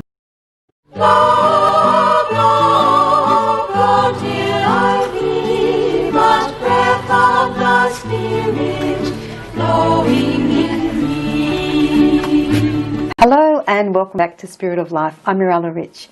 If you've just joined us, we're here with Father Peter Fawurda and we're discussing Our Lady Queen of Peace's message from the 2nd of February 2019. Welcome back to the program, Father. Thank you, Mirella. Thank you. I'll just go on to read it and we'll discuss it. Our Lady said, "My Son gives himself to you and breaks the bread with you. He speaks the words of eternal life to you, so that you may carry them to everyone." So we'll just stop with that line. This is really, this is talking about the Holy Mass, isn't it? Yes. Would you say? Yes, Yeah. breaking of bread. It was another name for the Mass in the early ages. Oh, really? Yes, it was another name for the Mass of the didn't know breaking that. of bread. And it is beautiful because the Mass is a sacrifice as well as a banquet. We're consuming Jesus' body and blood at Mass, but it's also the sacrifice where Jesus is offering himself to the Father in atonement for our sins. So it's very beautiful, and he's there and we're together at Mass. It's the centre of our Catholic faith. The Mass is the centre of our Catholic faith. It's beautiful. And Our Lady said, "And you, my children, apostles of my love, what are you afraid of when my Son is with you?" I think that's a beautiful line, because whenever you feel afraid of anything, no matter what you're going through, if you just think, just try and stop yourself in that fear and just think, Jesus is here with me, and try and be conscious, make yourself conscious that Jesus is there, that your mood will change from fear to more security. Yes, it's a good if we can be conscious of it, to invite Jesus into whatever we do on a day-to-day basis and moment-to-moment basis. Not just when we're fearful. Yes, not just when we're fearful, and if we get into that practice, maybe we would have less fear. Yeah, exactly. Like right now we can invite him in here. Offer your souls to him so that he can be in them, and that he can make you instruments of faith, instruments of love. So that's also beautiful. Offer your soul to Jesus so he can be in your soul. Now these are really, really rich words to live, aren't they? It's making a sacrifice of yourself to him, And just watch how your life changes. I mean, these words aren't for nothing. These words are powerful, Our Lady's giving us, to live. Really powerful. As you said somewhere in the Gospel, where else can we go? You alone have the words of eternal life. Jesus has the words of eternal life. Exactly. It's very rich. Where else can we go? We've got it all here. Our Lady said, "My children, live the gospel, live merciful love for your neighbours, and above all, live love for the Heavenly Father." So, we need to do that. We need to have merciful love, when life's not so perfect and people aren't perhaps being so nice that you'd like them to be, we just have to have merciful love for them, Yes, it's a different type of love, isn't it? It's a different love, Yes, it certainly is. It's a challenging love and a decision type love where rather than being something just sentimental, it's you make a decision to love someone who perhaps doesn't like you or have done something against you. Or you think they don't deserve your love, and you think, well, they've been rude or they've been disrespectful, and that you still keep trying to love. Like, I'm sure a lot of marriages are based on that. Merciful love, Yes, it's a beautiful way of putting it, merciful love, So being not married, I wouldn't understand the interactions of marriage, but it must be mutual forgiveness all the time. Exactly, because you're always together. But I guess also in family and in work, where people are in a work situation where they've got to come to work with someone every day they might not get along with, they've got to have merciful love for that person. Yes. In the family, maybe siblings don't always want to get along with each other when they're younger, or even when they're older. And they have to have that merciful love for each other. So it's... And then Our Lady... So so the Heavenly Father... Where are we up to? The Heavenly Father does not unite anyone by chance. I'll start again. My children, you are not united by chance. The Heavenly Father does not unite anyone by chance. When I read that, I was thinking, isn't that amazing? It's like, we're not, like I was thinking of it in marriage. You're not united by chance in marriage. This is God's plan when you marry someone. Yes. And then I was thinking also family members, we're not united by chance in family. Even in friends, we're not united by chance. Everything is part of God's plan. Yes. People we interact with daily. Yes, and especially if you pray about these things, then, because God is not a random God, everything has purpose in God's eyes, and so this is a beautiful statement that we're not united by chance. It's God is in there, and it's a lovely way of putting it. Yeah, I've read, even someone was talking about Medjugorje. They heard this message and they thought it was just about the people of Medjugorje. They thought all of us who are following Mary's message in Medjugorje, we're not all united by chance. It was like, I think it was on a Facebook page. We're not all united by chance. We're all meant to be like supporting each other because we're following Mary.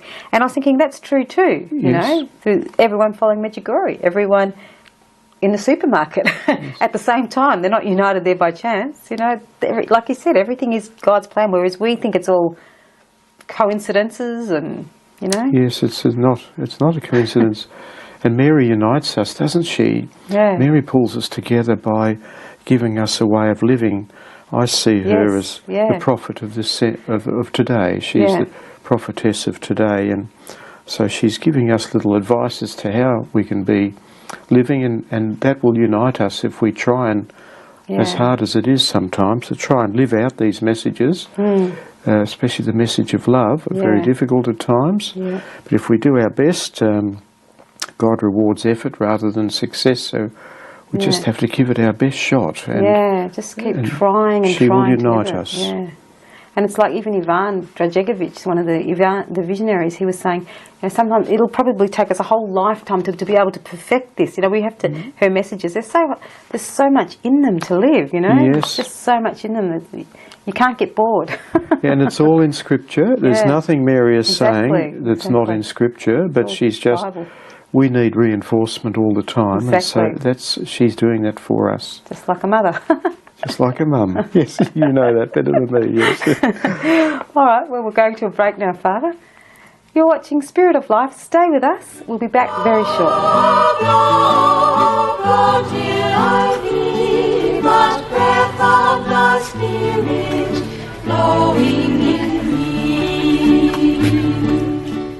Which one are you going to get? Boy. Oh, you can't.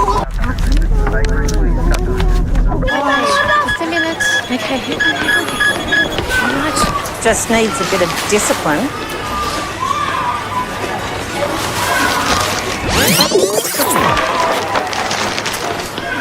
Can I help you with your bags? Thank you. Autism. Change your reactions, change your actions. Hi, I'm Lane Beachley. Australians have recycled enough printer cartridges to cover Bondi Beach 12 times. That's kept 11,000 tonnes of valuable resources out of landfill. Drop your used original cartridges into the special boxes at participating retail outlets, and they'll be turned into new products from pens to road surfaces. Help us keep up the good work. Find out more at cartridges.planetar.org.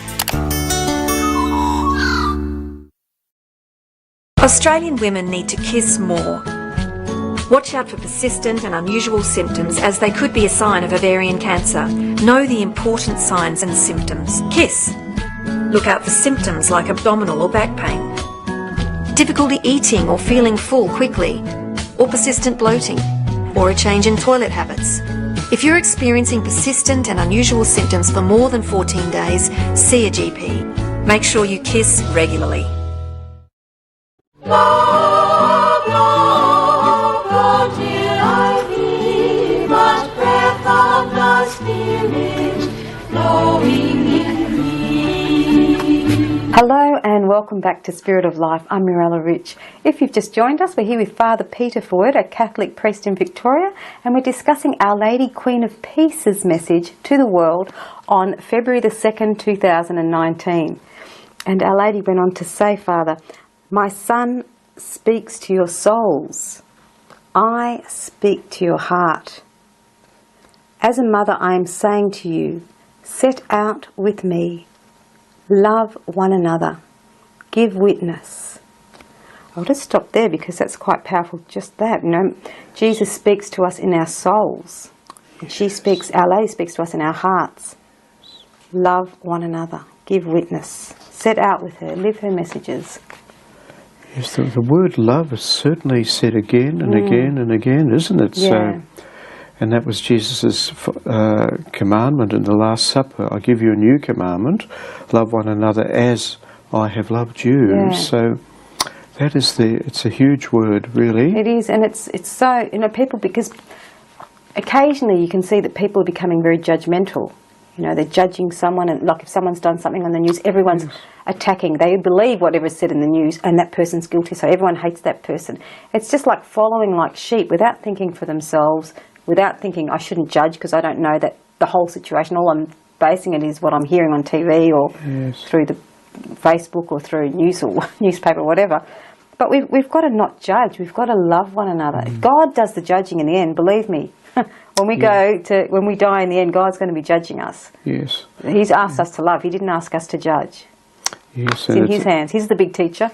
It's part of the Sermon on the Mount that we're not to judge one another. It's very, you can make a value judgment as to if you see something is wrong. Yeah. But then we got to pray, as you say, pray for one another, because I've certainly made many mistakes in my life. We all make mistakes. Yeah. And so we can't really judge. Yeah. But we can make a value judgment. Like wisdom, you mean? Yes. This isn't a good place to go. That's not wise to mix with that person because they're up to bad things. That sort of judgment's a good judgment, isn't it? Yes, you can. Yes, you being a parent. Yes. Yeah. You have to, not to mix with the crowd that are doing the wrong thing. That's you know, you love everyone, but you don't mix with the children that are doing the bad things, because that's a value judgment. That's using your wisdom. Yes. You don't want to be, you know, in a corrupt situation or be put in a dangerous situation. So you do have to use your wisdom to judge, you know, safety. But not to critically judge someone when someone says someone's accused of something and everyone jump on the bandwagon. Oh yeah, can't stand that anymore. Or they're terrible, or all that whole group are terrible, or whatever. Yes. We've got to be very careful. We don't know. Yes, I've been wrong in my own inner judgments at times, where I've made a wrong judgment in myself of a person, and so we can make mistakes too in that. Yeah, and then we start, if you've made a mistake and you have judged someone, doesn't mean you have to beat yourself up about it. You can start again and say, okay, I was wrong, I'm going to love again, you know? That's the beauty of our religion, that Jesus died on the cross so that we could be forgiven, and so that we could forgive one another. And everyone deserves another chance. You know, we've all made mistakes, so we should give people another chance if they're able to, if they're disposed to do that. It's all about forgiving. I think even the Pope said something about that with families. I can't remember what he said, but word for word, but it was something about you can't really even have families unless you're willing to forgive, because a family, you've got to constantly forgive, because not everyone's born perfect. No. You know, they're going to fail, they're not going to do the right things every day. You know, you've got to forgive and start again and love. I think that's why families are so strong when they're strong, because there has been so much forgiveness and so much love put into that family. And we grow through that, don't we? They're growth situations, you know, even in my own life, when someone corrects me, as much as it might hurt sometimes, it sort of hurts your pride, I suppose, but it's good for you, good for us to, especially if it's for the better, the other person corrects us with a good intention in mind. The good motive behind that correction, and we ourselves need to do the same, to have a good motive for the better, betterment of the other person, for their best interests. Encouraging them to do the right thing. And that's what a mother has to do with a child, you know, sort of like, no, that's not right, do this is the right way. And then Our Lady said, do not be afraid, with your example, to defend the truth, the Word of God, which is eternal and never changes.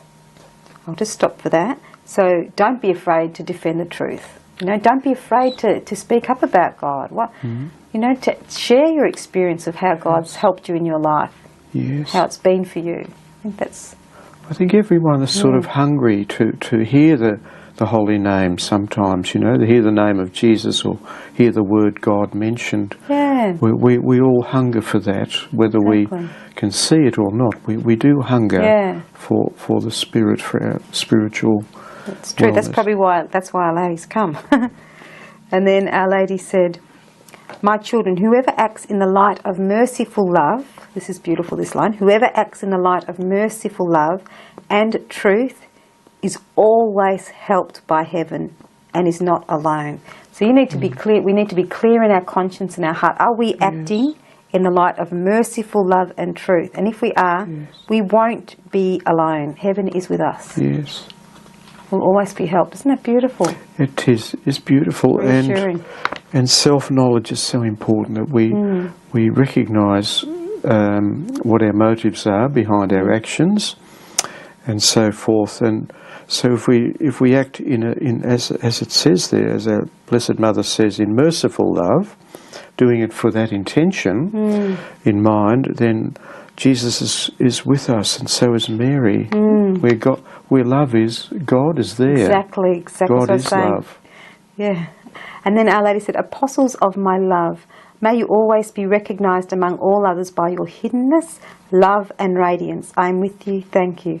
So hiddenness, like I think, not bragging or something. I think she means like be subtle, be quiet in the background and do the acts of love. You don't have to have a big ego, just quietly love in your life and radiate and be love, you know. Yes, eat healthy, eat God's food and radiate God's health. Yes, you're right. It's and love, like we was just saying earlier, when we love, God is there. Yes. God is love. Yes. So it's like, who else do you want to call on? Yes, no one. That's right. And that's why I find I need to pray every day, because I need that spiritual nourishment myself to be able to give it to whoever wants to hear it or be part of it. So we need that constant spiritual nourishment. Yes. Beautiful. Thank you for coming on the program, Father. Thank you very much, Will you come Mirella. back next week? Yes, please. Thank you.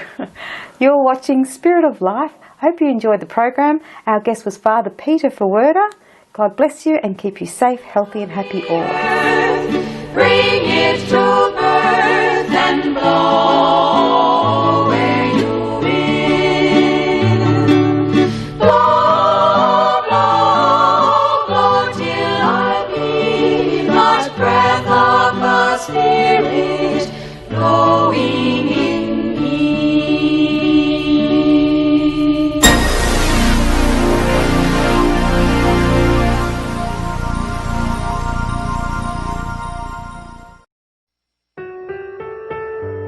Ryan was diagnosed with asthma around about 2. Ryan never let asthma get in the way. He just lived and breathed for soccer. He was the kind of person that lived his life in excited anticipation. He did everything that he wanted to regardless, and even to the point of travelling overseas, he was actually advised he probably shouldn't. Ryan was like a lot of 19-year-olds. He thought he was 10 foot tall and bulletproof. Ryan had been playing soccer in the afternoon and had a great game and came home and went out to a party. During the evening he started to feel unwell and rang me and asked me to go and collect him. On the way home in the car he told me that he hadn't taken his Preventer for quite a few weeks. So I suggested that he really should go to the hospital on the way home and get checked out, because I was concerned that he wasn't getting any better. Within a very short period of time, Ryan experienced a respiratory arrest, was put on life support, and 3.5 weeks later he died.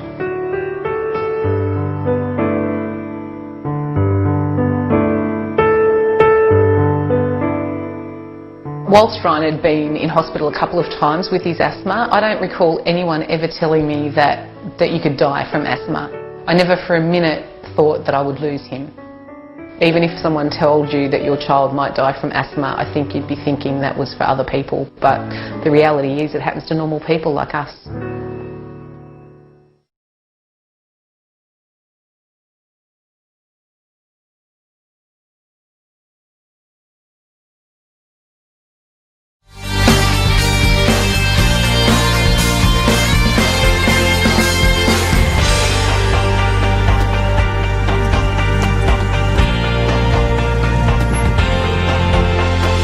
Live streamed from Echuca each week, this is MELfeed.video, a different sort of TV.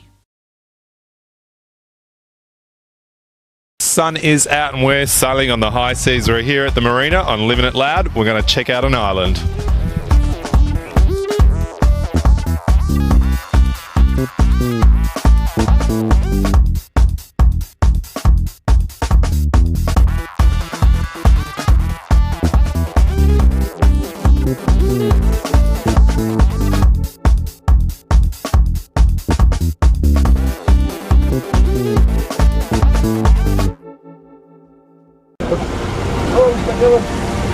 In the queue for awesome adventures. As you can see, there's a lot of adventures going here. There's the South Sea Cruises. The marina is in Denaru Island, and this is the main place to get out to all the islands: Castaway, Daydream, Temptation Island. So we're just waiting for our tickets. We're actually going to speak to one of the owners, Kevin, who runs and organises the awesome adventure. I'm just going to pick up my ticket because we're off to a fantastic island and I'm not telling you where. Let's wait for the surprise. We're here on the marina. You've got one boat here, which is the South Seas Cruise. That's right. This is Tiger 4. This is our South Sea Cruises brand. This takes people out to the mainstream resorts of Treasure Island, Castaway, Matamanoa, Toporiki. For those people who've got around $400 a night to spend on accommodation. But you're talking the sort of honeymooners, the mainstream tourists. Mainstream tourism, but for what I like to term the alternative traveller. If we walk further down, we'll wander down. Okay, so we're talking more of the backpackers, the adventurers, want to get off the beaten track kind of thing. That's dead right. Yeah. And we get on the little yellow number. Could be interesting. How fast does this go? This does on a good day up to 25 knots. Okay. We get seasick? You can, but as a general rule, it's pretty much a smooth ride. So nice bright yellow. This is brand new to Fiji. It's only been here since May this year, and it really has changed the way people get up and down to the Asawas. Previously, it was a bit of an effort, a bit of a risk. Smaller boats. We're talking a bit of distance. What, 2 hours roughly, aren't we? To get to the first island in the chain, yeah, you're looking at an hour and a half to 2 hours. Eventually, we stop off around the Tewewa area. It's actually called the Takina Nathula area. That's actually where Blue Lagoon is. Oh, okay. From the film. Yeah. Now it's becoming that kind of trend. It's from the film, Castaway from the film, Daydream Island from TV shows. It's all about that now. Anything to get more passengers up here. More. Is it working? Yeah, definitely. Has Castaway doubled its visits since the movie? Well, the island where Castaway was filmed is actually Mondricky, not actually Castaway Island. A lot of people are confused by that. Oh, that's a misconcept, isn't it? All those poor tourists have gone to Castaway and go, hang on, it looks very different. No, Castaway is a 5-star resort. Yep. Mondricky, where the film was made, is actually uninhabited, with the exception of a few goannas. So how long have you been running this, or? Awesome Adventure started in November last year. Where do the boats come from? The boats are actually, both of them made in Australia, actually. Okay. And you ship them over here? That's right, they sail over here, cruise over here. Cruise over here. We like the sound of cruising. We're here on the marina, we're going to go for a cruise and we're going to check that out. See you! Bula! One boat goes, another one arrives. They're on the Spirit of Pacific, which does all the little tours, day tours, week tours, all that on an old ship. Now these guys, we're all backpacked up, we're jumping on this boat, come through, we're off to Quata. Quata is an island, just past all the Daydream and all the touristy islands. Step aboard, it's a little boat, our big boat's broken, so come through. How's it going? Good. Bula. Okay, coming to have a talk to some people and see where they're going and what makes them basically want to go to this island.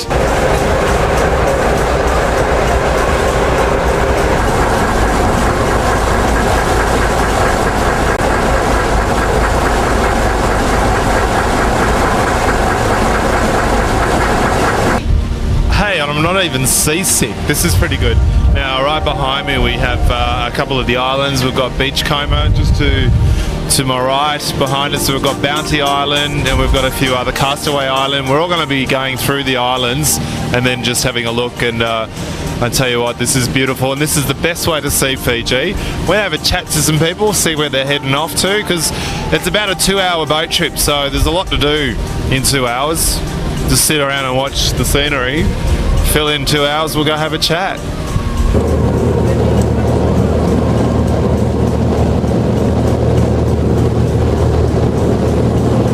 Bit wobbly back here. We're going to have a chat to some people. I'm going to sit in here.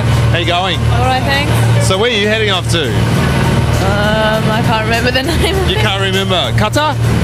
No. No. So you're a bit of a backpacker? Yeah. Yeah. So is Fiji easy for backpackers? Yeah, pretty much. Cheap?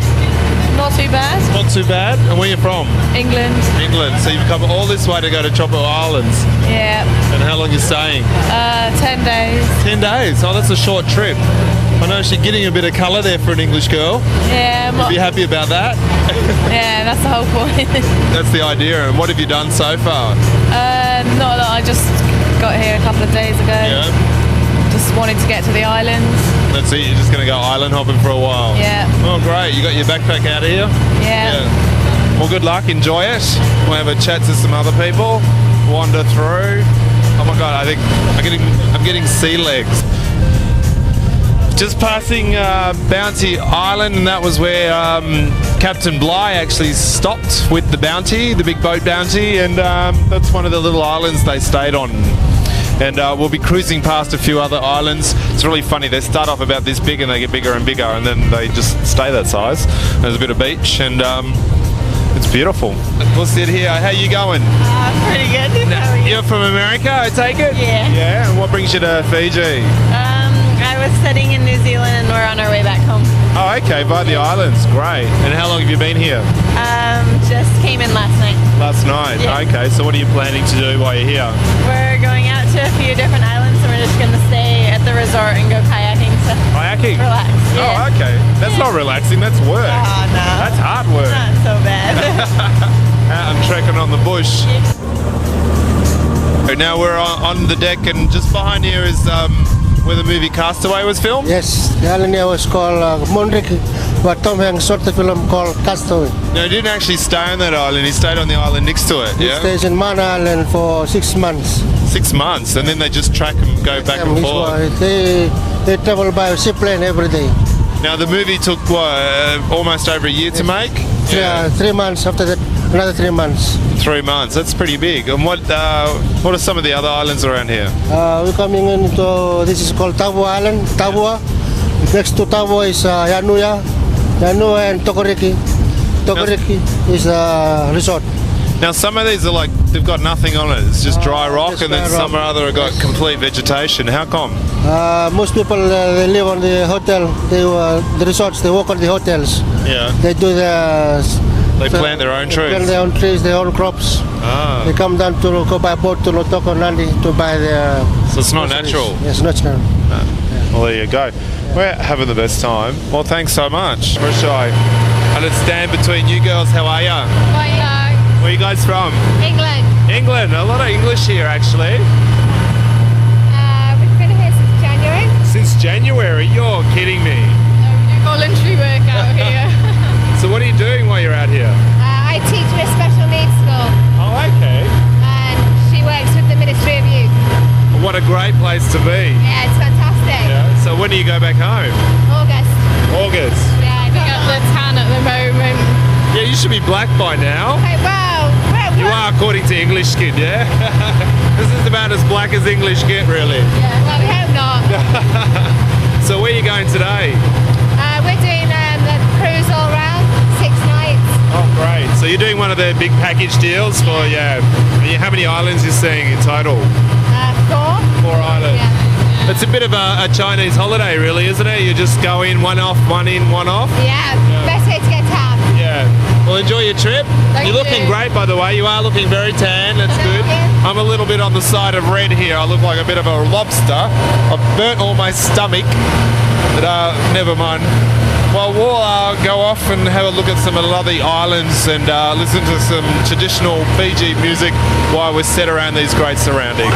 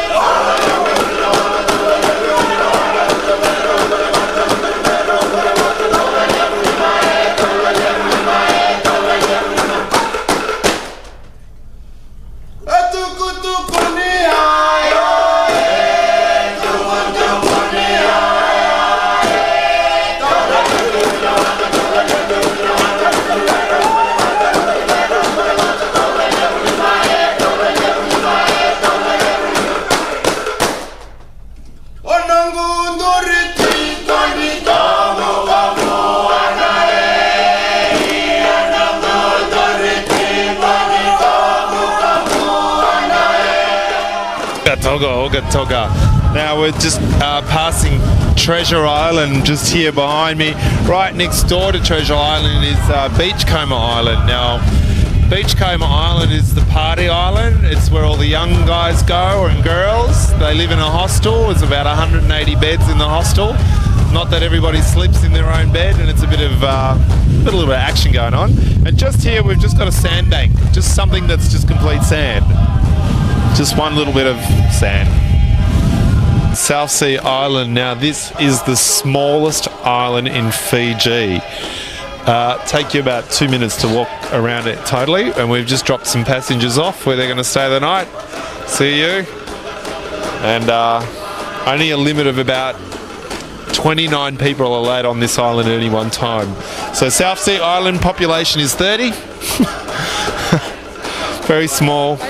1.5 acres. 1.5 acres on this little bit of sand. It's amazing. The smallest island. I just want to get out and stay on there. We've come up to Quetta. We're about to leave, so we'll head on out the back and check out our island. I think we just get on and walk out into the blue ocean. Just got to wait for the little boat that's going to drop us off. Water is looking really nice. Very clear. Just waiting for the boat and we'll be back. Oh, it's a very rugged island. That's alright. Lots of mountains, a bit of hiking.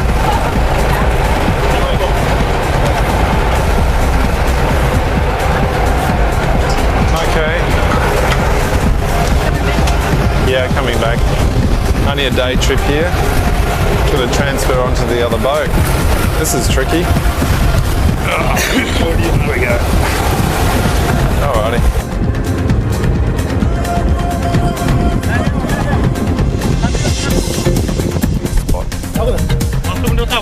One by one, eh?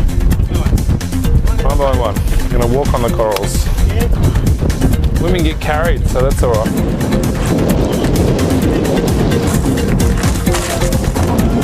So this tour basically doesn't have a ramp. We've got to walk on the corals to the main shore. It's a bit tricky. And you've got to go real slow.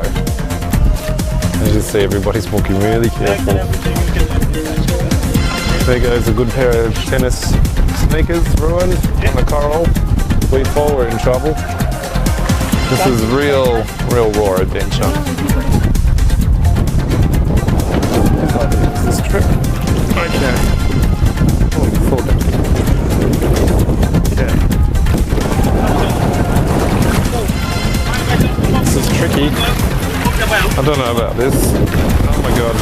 Oh, the wind doesn't help. But we'll eventually make it to the mainland. Hopefully. Okay, I'm going to lose my balance here. Okay, we just got to trek to the other part of the island. Just go through the mangroves and the banana leaf trees. It's the banana trees. They use these leaves for cooking. It's like the Fijian tin foil, basically. And we're losing our other half of the team. I'm looking for bananas, but I can't see any here on the island at the moment. Oh look at the fruit up here. Beautiful. And here's the end result. Lovely. Not ready yet. Shaking up the tree. See, look at the fruit. Beautiful.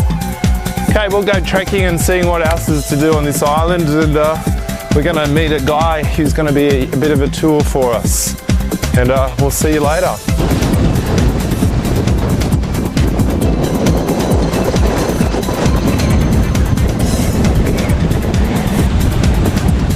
We're here with Jack, and now we're on this island. Tell us a little about the island.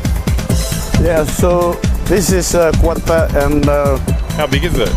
Quetta is 21 kilometers. Okay. Wait. So how long would it take to walk around it? So it will take 2 hours. 2 hours. Oh, it's not a big island. No. Now, you were saying before that this island was uninhabited about 8 months ago? Yes. No one here at all? No, that's true. So there was nothing. So just only bushes. So before 8 months to start this operation, so we still have to do the cleaning up, set up, and building bores, and you got nice little huts. So you got hostel accommodation, and twin rooms. Twin rooms. And they've got a little ensuite bathroom, have they? Yeah. Yeah. So bore with their own facilities, private facilities, and we also have a dorm. Okay. No electricity? We have electricity. Oh, you have electricity? Yeah. Oh, how do you do that? Generator. Generator, yeah, we've got a generator. So this obviously is catered to the backpacker type people, more so? Yes, it is a budget. Budget. Yeah, so budget accommodation, eh? It's a little secret island that we've discovered here, basically. Yeah. Untouched.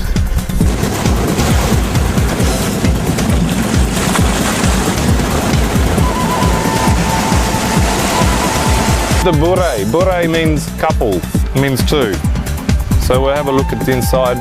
Oh, this is very nice. Now the rooms are dark, obviously, because it keeps it cool. Yeah. And you've got, oh, this is a shower.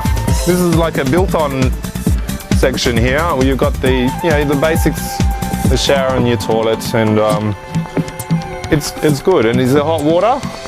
No. No hot water. Fiji already hot. Fiji's hot water, yeah, the warm sea is already hot.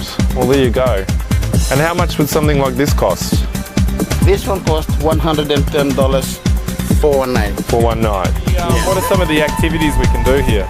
Activities that we can do here, first we can have to walk to the, right on top summit? of the, yes, for the summit walk. Oh, we did the summit? Yeah. Summit walk, kayaking. How long does it take to get to the summit? Summit walk will take you 1 hour. 1 hour trip, yeah. And then canoeing, snorkeling? Snorkeling, if you see into the Lonely Planet, about Fiji, it says that water is one of the best into the SL group, yes. So is that just straight out here, is it? That's it. That's it. Oh, and also, if you just swim only 15 minutes away from the shore to the edge of the reef, you can see there's a great wall. It is about 30 meters long. Fen coral, soft coral, everything. Okay. Now, also, you're serving lunch? We're serving lunch. So you come here, you get accommodation, you get 3 meals a day, you get breakfast, lunch and dinner. Including afternoon tea. And afternoon tea. And kava. Oh, going to be full. Oh, so we're having a traditional kava thing. Yeah. Well, what time do you serve that? At night. Because everybody goes to sleep. Yeah? Drink a bit of kava and fall off to sleep. Well, thanks. We'll check out some of the activities. We might do a bit of goggling and snorkeling. 12 is lunch. Dinner's around 7. And I'll tell you what, there was no one on this island 5 seconds ago, but they're all here. Let's start. We're waiting for the bell. We'll try and have a talk to some people that have stayed on here for a couple of days. I'm at the end of the line here. Long way. You've been here before? You've been here a couple of days? Yeah. Well, one day actually. One day. Yeah. How's it been? Alright, good. Yeah? Not too bad. How long are you staying here for? 4 nights. 4 nights? So that's quite long. Quite a while, yeah. You in the dorm or? No, we're in a bula. Bula. Yeah, with a girlfriend. Yeah? Yeah. So how long have you been in Fiji? About 3 days. 3 days? Yeah. Okay. And straight here? Yeah, well, we come from Canada. Right on the world trip. So how did you know about this place here? We spoke to someone at the airport. Yeah. We didn't have anywhere booked. Plane. So they told you this place? Yeah. This is pretty good, hey? It's alright, yeah. Not too bad. So you've been snorkeling and doing stuff? Not yet, no. We've been walking today. Yeah? Walking up the mountains. Did the summit? Yeah. Build up an appetite, yeah? Yeah. How's the food? It's okay. Does the job? Yeah, exactly. It's not the right over that, but it's okay. It's different anyway, so. It is. It's, you rest the budget in. Yeah. Oh, so it is different every day? Yeah. Oh, that's good. Yeah. Bit of variety there. Yeah, it's a bit of variety. Just the queue's very slow though, isn't it? Yeah. Do they run out of food? No, not yet anyway. Oh, okay, that's alright. It's always plenty. You can always walk more if you want. Oh, okay, so there's a lot of buffet going on.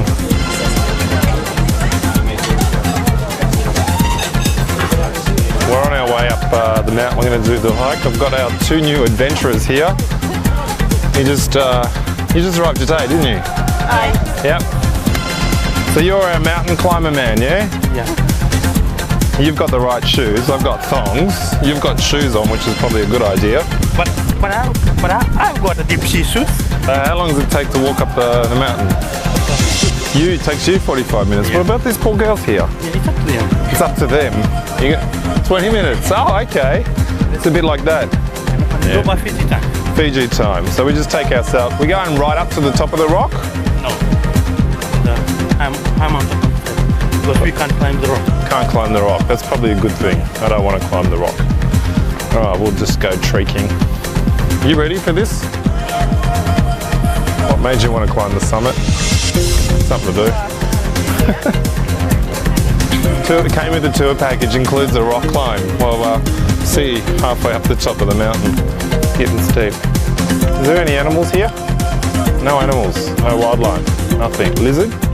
Nothing? Yes. Just the goats. Welcome to the road. Oh, okay. Follow the sign, huh? Melrose Road. Why Melrose Road? PG1, Melbourne. Yeah? For the horse. Oh, there you go. So we have Melrose track. How you going, girls? Pretty good. Nice and slow, Fiji time. A bit tricky, isn't it? What's that noise? Oh my God. Where are they? I've lost everybody. They've all gone. It's the Blair Witch Project. Oh my gosh! We lost the map! Where is it? I see a house. There's a house. I'm not going in the house. They all died in the house. Oh my gosh, where are we? I want to go home! It wasn't my fault. They were climbing the mountain. We made it. We're at the top of the world. Woo! Got a bit worried about you guys. You lost the map. Yeah. I don't know. It was your fault. Hey, the bad thing about it, I got some good news, great scenery. Bad news, we've got to walk our way back down. The helicopter was not coming. No, I'm waiting for the helicopter. We can just jump. Just like that. Beautiful. We open it up when we get back, or here? Yeah. When we get back, we'll open up some pawpaw, freshly picked off the tree. Smells like vomit, tastes like heaven. Yes. Oh. That's the problem with this stuff. It smells really bad. Tastes really nice. I can't take it in a big piece. That is so ripe and it's beautiful. Good job. Keep it up. I'll give it some more, huh? Well, we've come to the end of the journey and it was all too short. This place is going to be hot, I tell you now. Every backpacker, budget or hotel people are going to stay here. It's a great place. You can go hiking, snorkeling, just lay on the beach, make beads, make ropes. Doesn't matter really what you want to do, you can do it here on the island.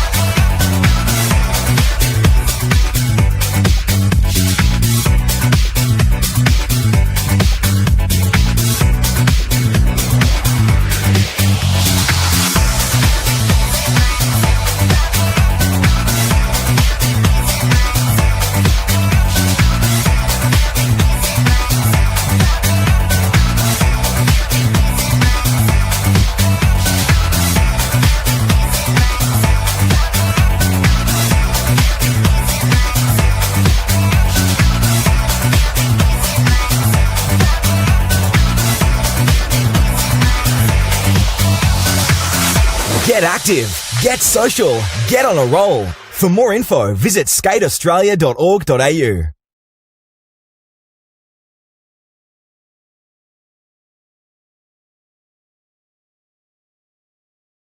Wake up each morning with Move It or Lose It. Regular exercise for bone health, at least weekly, can help you age well and avoid accidents and injury. Tune in to Channel 31 for brand new episodes of Move It or Lose It.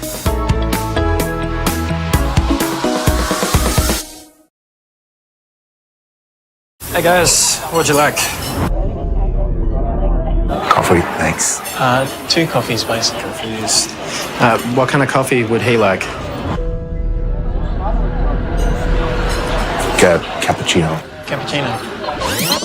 What can I get for you? I'll have a coffee, thanks. Yeah, 2 coffees, please. Awesome. And what kind of coffee would you like? Cappuccino, thanks.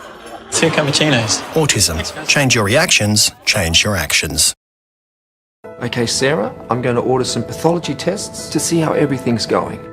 Half the Australian population had a pathology test last year. That's you or someone you love. 100 tests are performed every minute, delivering vital medical information. From the moment you are born, your healthcare depends on pathology tests. 70% of medical decisions rely on information from pathology tests. Pathology is the engine room of healthcare. One small sample can reveal millions of insights all about you. Pathologists are your doctor's doctor. 25,000 people work to provide doctors with the answers they need to treat you. Australian pathology is world class. We may never meet you, but we see each of you as part of our family. Every minute, 23 Australians find out more about their health. Good news, Sarah. The results show that everything's okay. Pathology provides peace of mind. I rely on Australian pathology. Sign up online to support Australian pathology.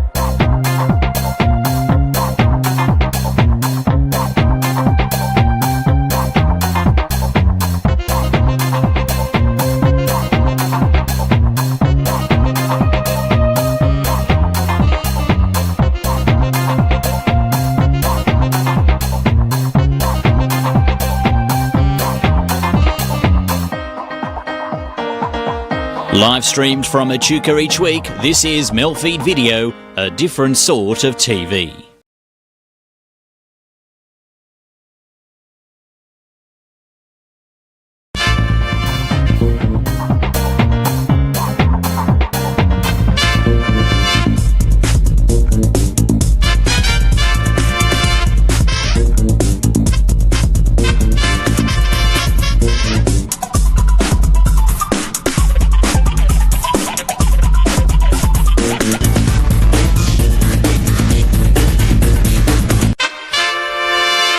The cyclones that I was in were both up when I have a place I live in some of the time, up in Mission Beach, which is in far north Queensland, a couple of hours south of Cairns.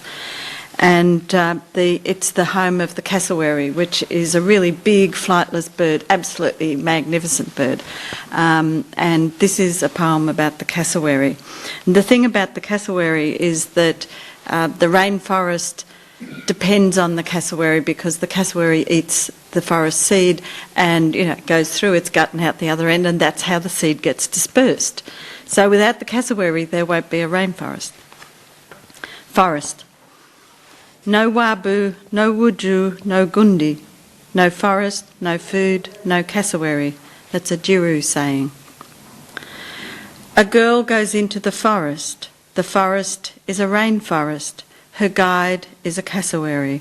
The cassowary knows her way through the forest. She knows all the fruits of the forest. She is mistress of the forest.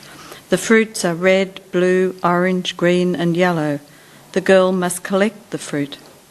Along comes a big wind, a wind that lifts and twists the trees round and round so that their trunks are spiralled. The wind hauls trees out of the earth and throws them every which way. The girl shelters under the heavy black feathers of the cassowary which pin her to the ground. When the big wind has passed, the girl is disoriented. She no longer knows which way is up. She hardly knows which is east or west, which is sun, which is moon. Clouds scud across the sky, but they have lost their shapes. No longer are there stories in the clouds, just loss. The cassowary tries to comfort the girl. At first there is plenty of fruit, fallen fruit, native plum, lily-pilly, quandong. The girl wanders behind disconsolately. From time to time she nibbles at the rotting flesh, but it soon sours. The bitter seed takes over from the soft flesh. As the days pass, the cassowary must wander further and further afield. She ventures into places she's never been before, followed by the girl. Soon the fruit is nowhere to be found. The two sit down to wait for windfall. Quietly they drop into sleep. Quietly they die. And sadly that is what happened to many of the cassowaries, especially after Cyclone Larry. I wrote this one for tonight. I visited Kinglake on Labour Day, about 2 years since the bushfires, and I wrote this in response to what I saw. Kinglake, 2011. The charred stakes of former trees are now haloed in soft green leaves, each cell a vial of sunlight, glowing out defiant optimism. The secret heartbeat of this old land is too young and too foolish to stay sombre. The brush strokes of green have already half swept the devastation from the short-term memory of hill and vale in a chromatography of recovery that slowly clambers to the top of rises. The anatomy of the countryside is too hopeful to stay ruined.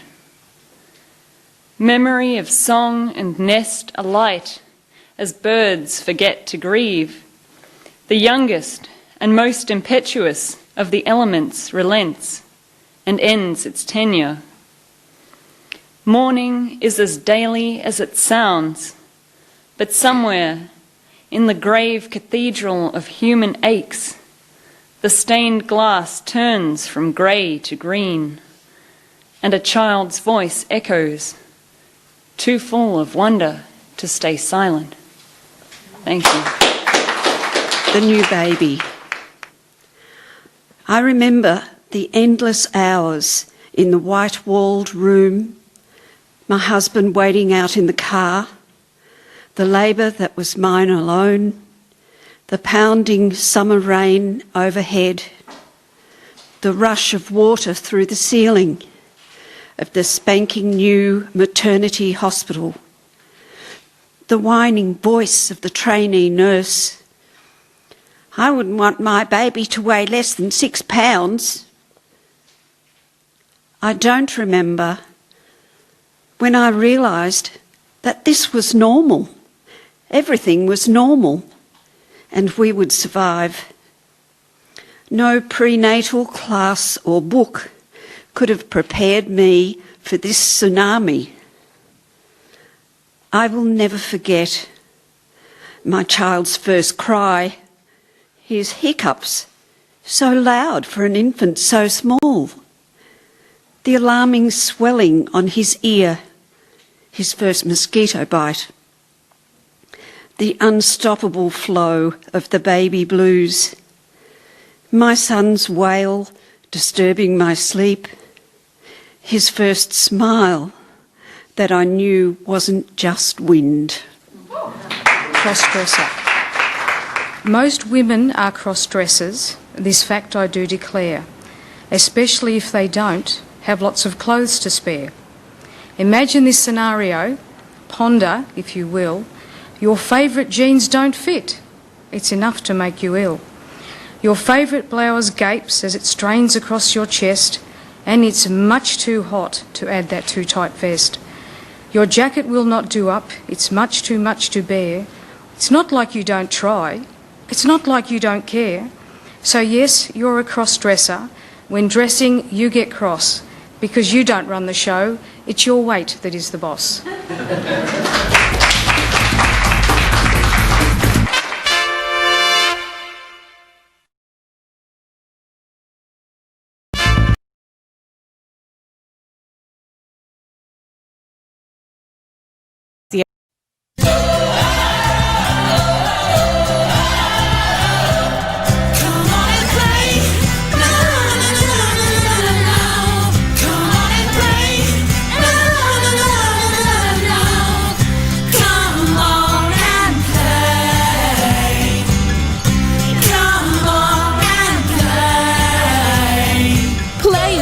To every child's development, an important message from the Australian Toy Association.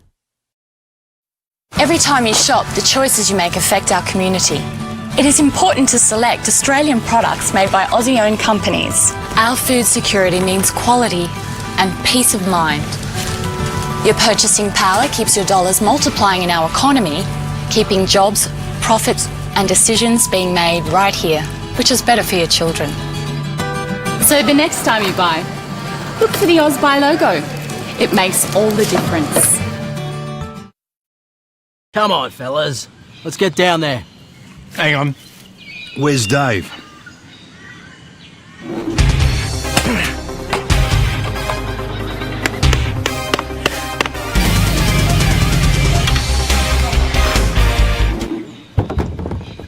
Oh, hey fellas. What do you think? Pretty cool, eh? Real men look out for each other. Don't let your mates drink and drown.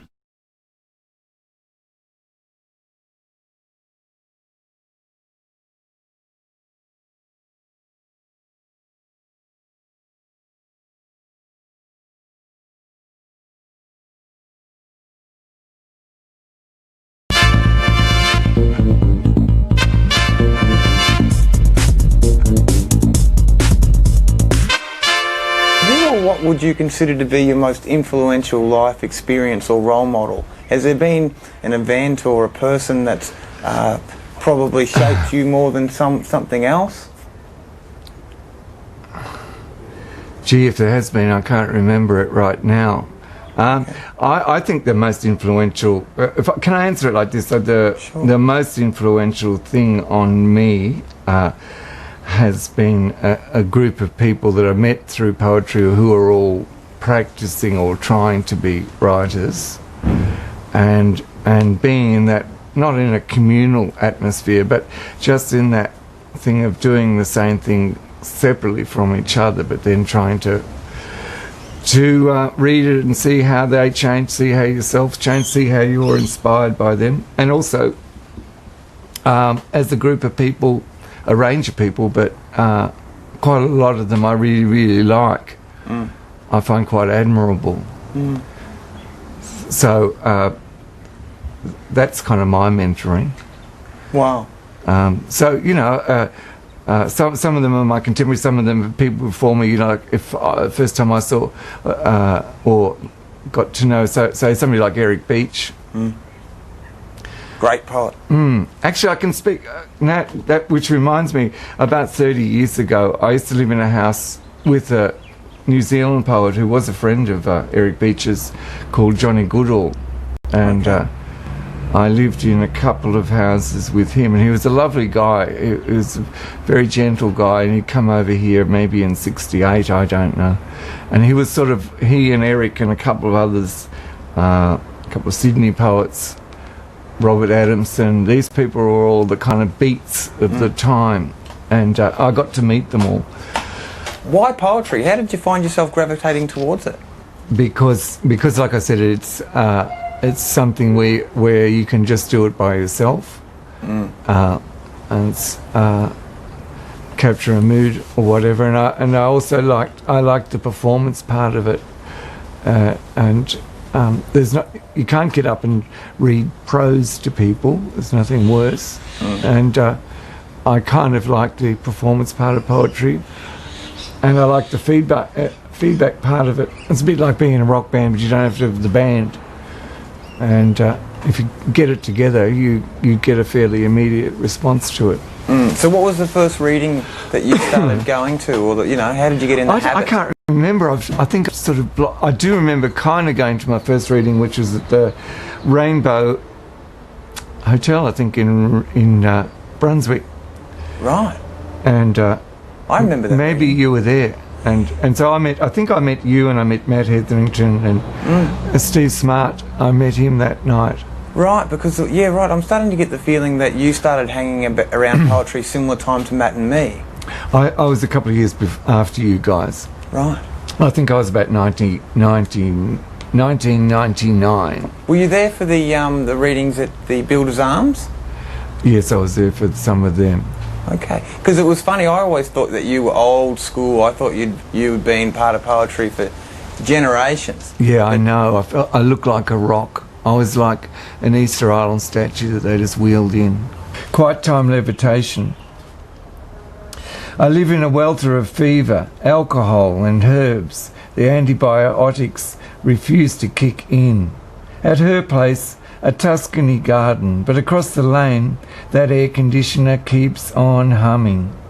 At my place, the speed merchants think they're still in Port Phillip prison, clatter down the stairs with attitude.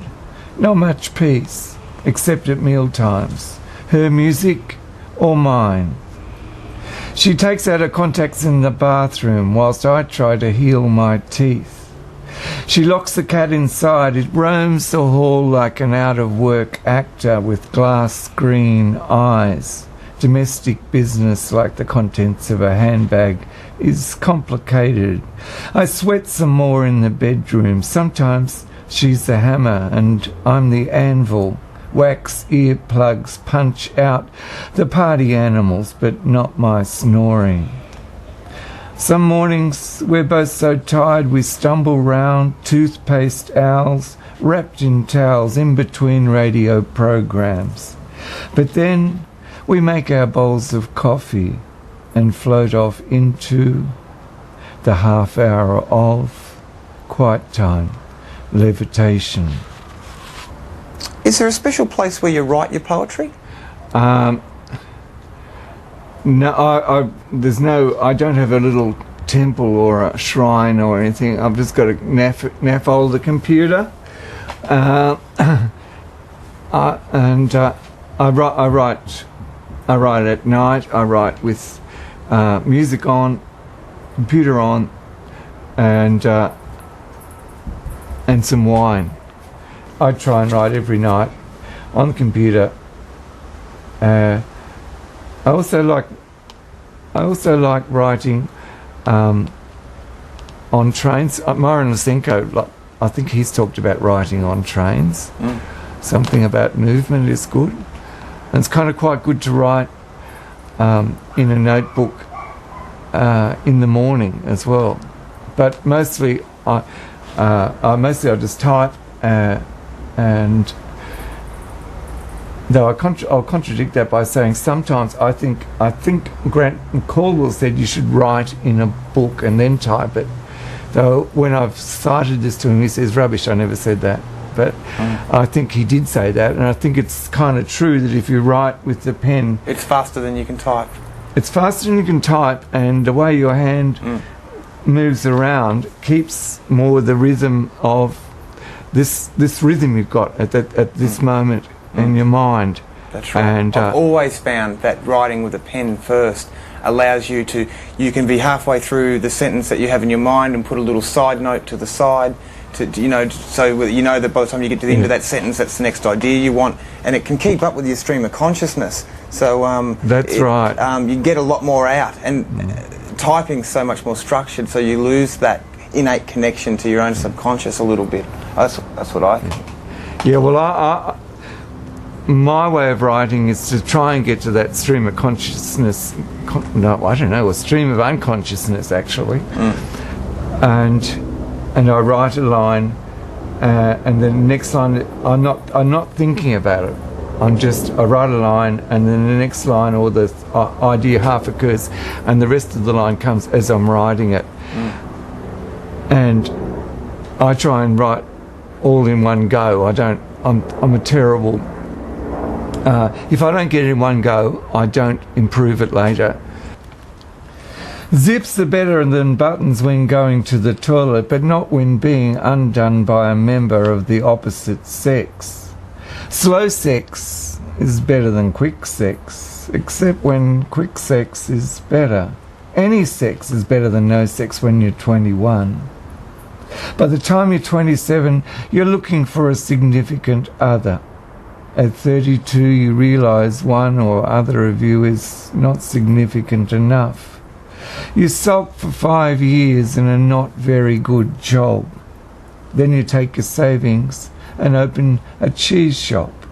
You hire an assistant in Bondover, Saltwash, Gloucester, when really you realise you need a makeover. Sex now is 2 hours of personal histories and 10 minutes in bed. You're learning tolerance, which you want extended to yourself. It doesn't happen. He brings you breakfast in bed with a rose between his teeth, which you want to slap, though you don't.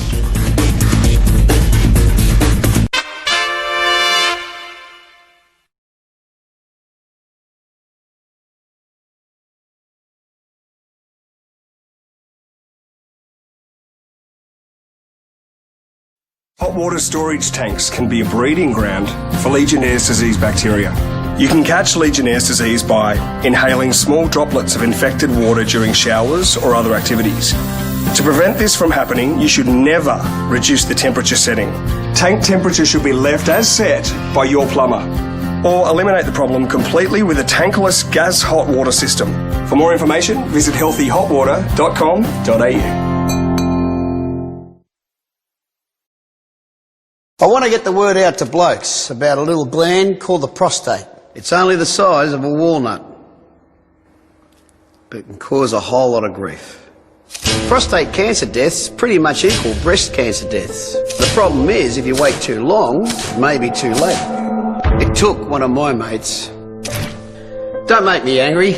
Talk to your doctor about your prostate, and if necessary, get it checked. You'd be nuts to leave it to chance. Most of us experience life's ups and downs, but we can always appreciate the finer details that make life worth living. But for 1 in 5 of us, mental illness can make us lose sight of the big picture. That's when Paran Mission can lend a helping hand. We've been caring for the community for over 60 years, finding a place for people with no place. Show your support and stand up for mental illness. Visit our website and make a donation today.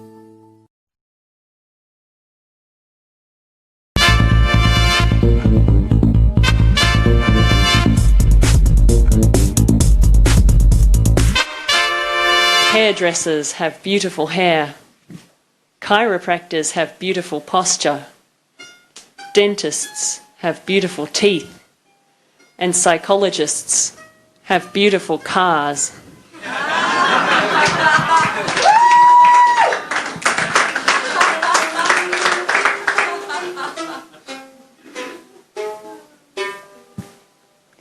Attractive is subjective, but subtractive is adjective.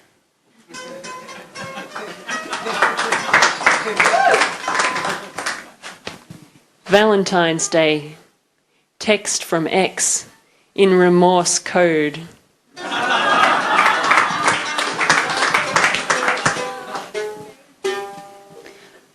What does the cat's mother have against pronouns anyway? Dogs love us because they're stupid. Cats love us because we're stupid.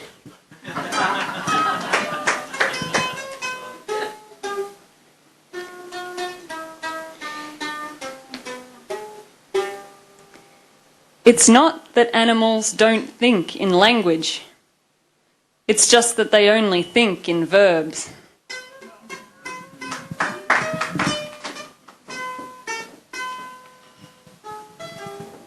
Affairs. I'll have who she's having.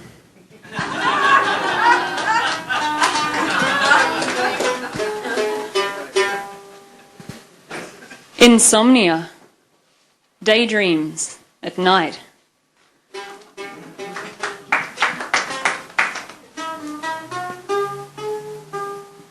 Rice bubbles, just like a glass of water, only crunchy.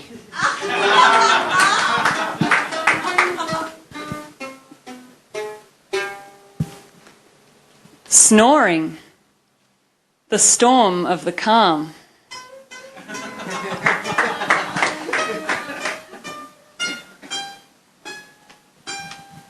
I'm awake, but you're a funeral. Thank you.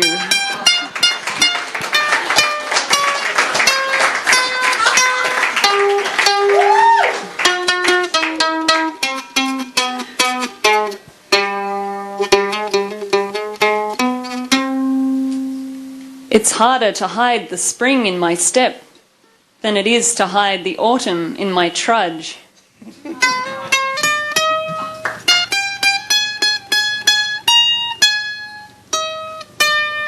Life is just a spice rack for variety.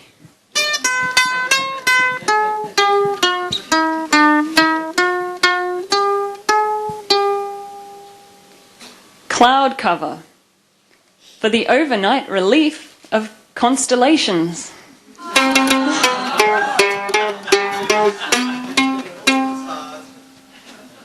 Last on the open mic. No one's left because everyone's left.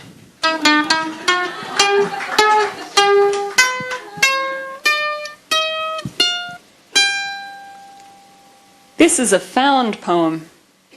It makes a nice found coming out.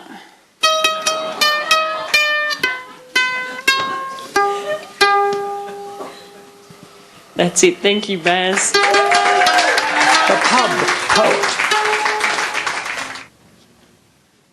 The pub poet takes his stand, shuffles a foot, oh so grand, touches the mic with stroking hand, twirls his scarf, you dare not laugh. Oxford, Harvard or Eton, the Cookery Academy of Mrs. Beeton, for this is the poet who reads to us of his sorrowful deeds. See how the glorious page is held aloft, and his voice so soothing and soft. A deep sigh our hearts to touch, then over the night's pub's beery din he speaks to us, the unworthy we. You all do see me? Good. God he is here to raise glasses of good cheer. While you're there, get me a beer. Shh, I say, do let us hear. Oh,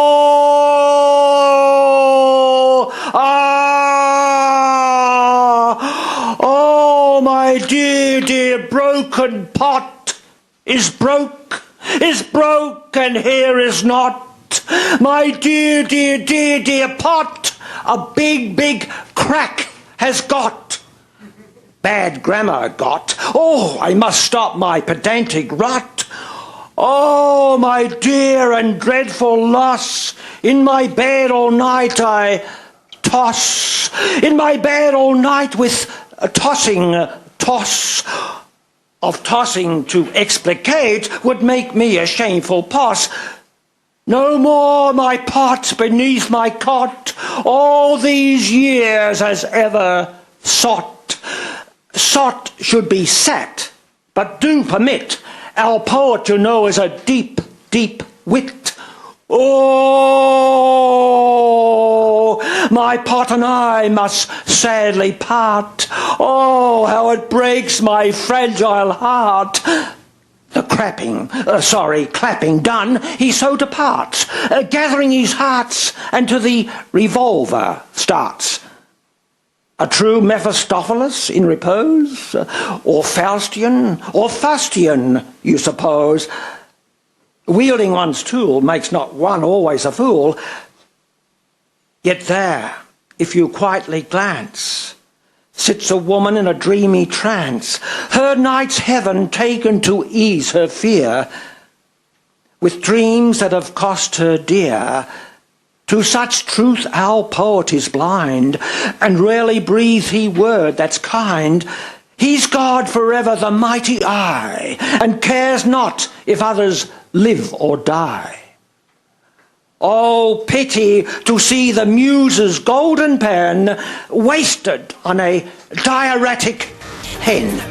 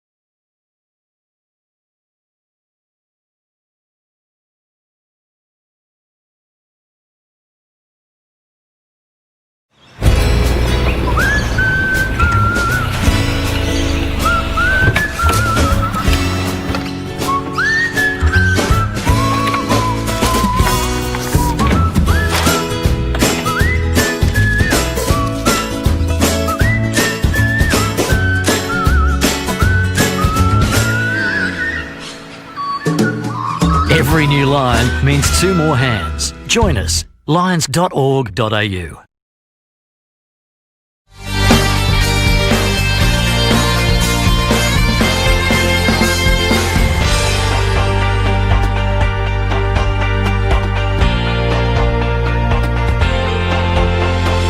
Live streamed from Echuca each week, this is MELfeed Video, a different sort of TV.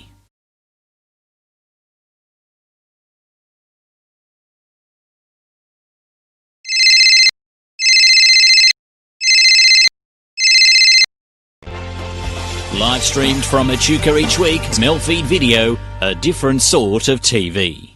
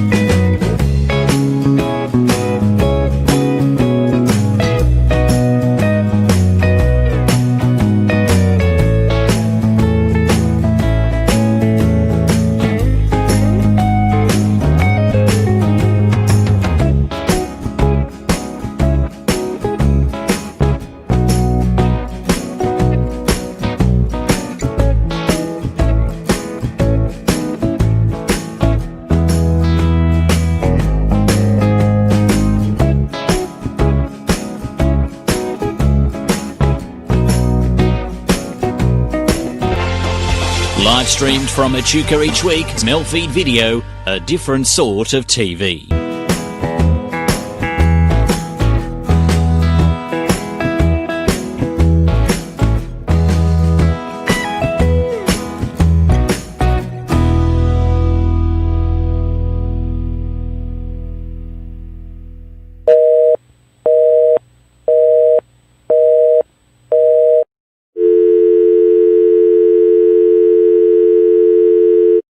Sorry, the number you have dialed is not in service at this time.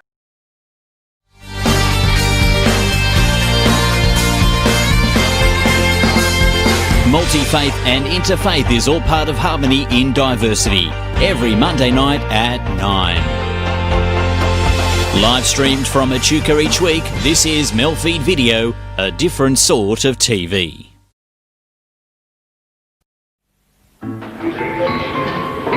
How's my lipstick? Yeah, that's fine. Fine, thanks. Stand by, everyone. Roll back, please. Rolling. One, take one. And action. So, what is television?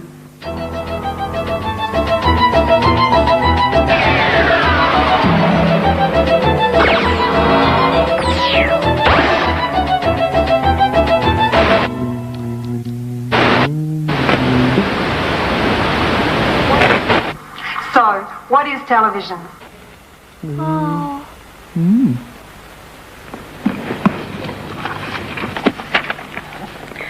Telethon, teletype, televiewer.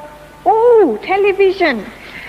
It's the simultaneous visual reproduction of scenes, images, performances, act. Act? At a distance. What about this communal television? Not the communal television. It is. It's the communal counter-downing in the Community television. You mean you haven't watched it yet? It's the new channel on your TV set. How do you get it? Tune in on the UHF band. It's near SBS. Community television has something for everyone. And actually, it's your station.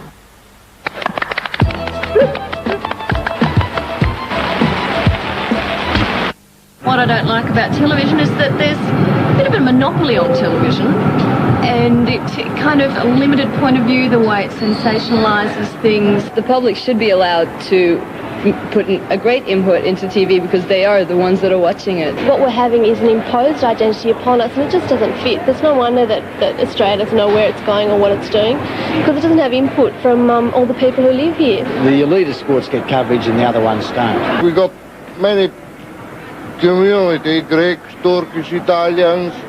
It got different... Television is something we're all very familiar with. But how often have you, or even someone you know, had a chance to really make a difference to what we watch on TV? Going for a long time. Community access television is about opening up the airwaves to the public. Or put simply, giving the community access to the making of television. Hello, Sydney, and what do you see? It's time to get corrupt on public TV. My name is Tony, and how do you do? Would you please welcome the inquiry crew?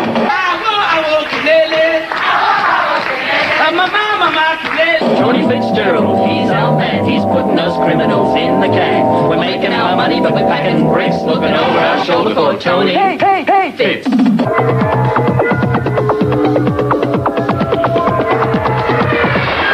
Oh, what fun it is to ride in a one-horse open sleigh. Jingle bells, jingle bells, jingle all the way. Oh, what fun. Good evening and welcome to this, the final edition of Media Blitz. In tonight's program, we take a look at short films. Where do they go? Programmers. Do stations really know what they're showing and at what times? And finally, we take a look at what you, the viewer, thought of this year's television. Do you think that it would be a good thing to have more access to TV by the general public? Very much so, because then it's the community deciding what it is we're seeing on the TV and not a producer or a director in some office somewhere telling us what we're going to like. Yeah, I think there should be, because it probably would give a more overall picture rather than kind of, selective views. Yeah, I think that'd be really interesting. Me personally, I've always been fascinated by the actual industry, so I'd love to be able to get involved. And that's exactly what people have been doing right around Australia. I've been doing link work for about probably 3 months. I've done everything from waitressing to running around in the street with a microphone and shoving it in people's faces. It's been great, and anybody who wants to get involved, it's worthwhile.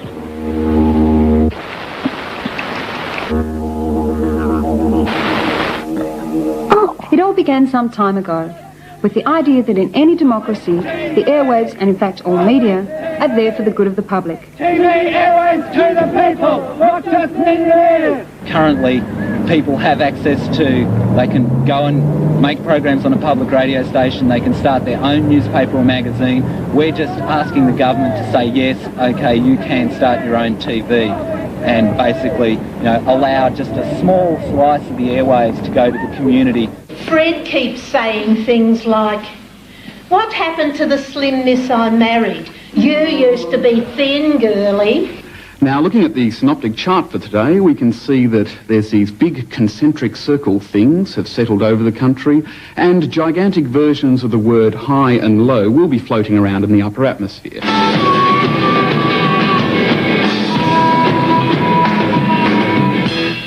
just wanna lose.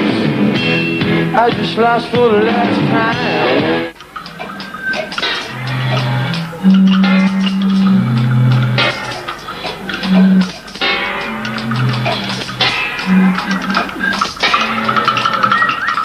By doing small test transmissions over the years, it's become obvious that there are thousands of entertaining and informative programs waiting to be made. It's just a matter of making it easy for people to turn their great ideas into community television. Turning now to the satellite photo. Very funny.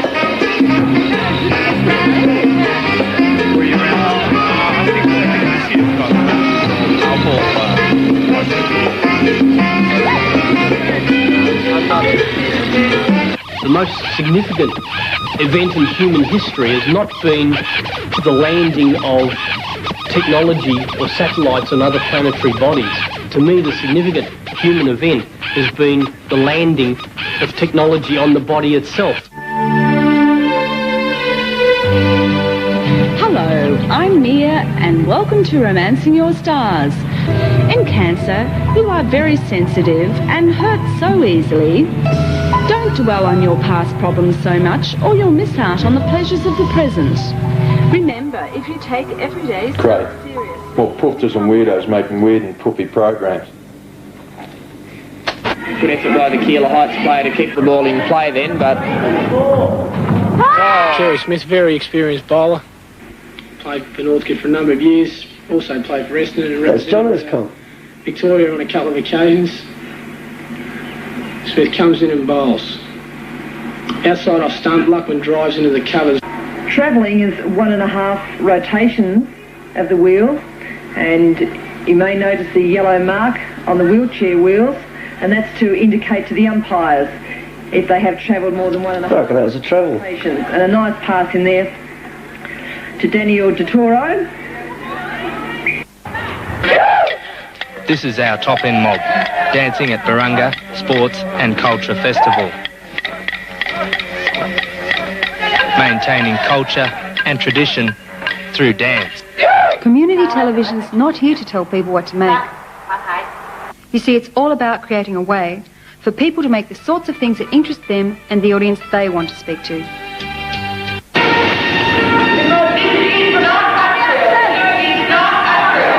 Where are the studies that are showing what the long-term health effects on the children and the old in this area is? Okay, Chief Superintendent.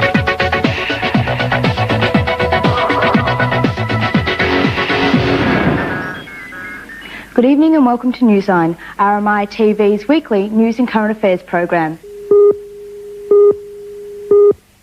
They're friendly, aren't they? So this green stuff we've got over here is salt marsh, which is normally found in the temperate parts of the world. And then behind it you get mangroves, and mangroves are normally found in the tropics. But the interesting thing about Western Port is the only place in the world where you get salt marshes next to mangrove. So people make all sorts of programs when they get a chance. The question is, what do you want to see on community TV? There's so many lovely things they could do for children. and I basically like to hear people interviewed. I mean, I'm not sure what you have on community television at the moment, but programs that target minorities, I think, and also music programs. What the community itself is doing around, say, the areas that you live in, what the community is up to, what are the councils doing. And there's not enough local content in television at the moment. I think any amount of local content would be an improvement. None of this beautiful people stuff, realistic.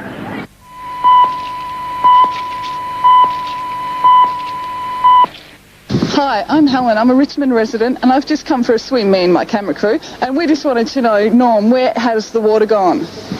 Well, hello, Helen. I'm afraid we can't help you. The water is gone, as you can see. We're in the process of redeveloping the centre now, and there's major demolition works going on at this time. As we can see.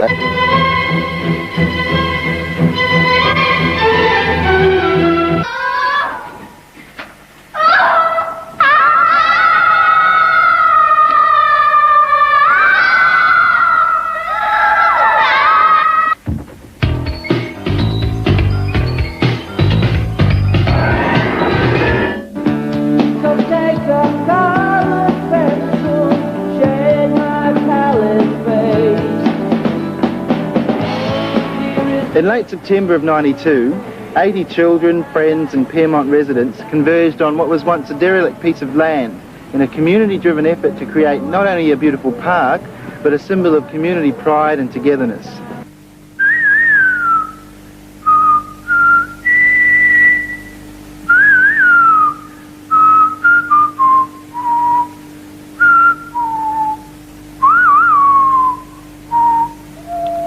Our video archives are growing by the day.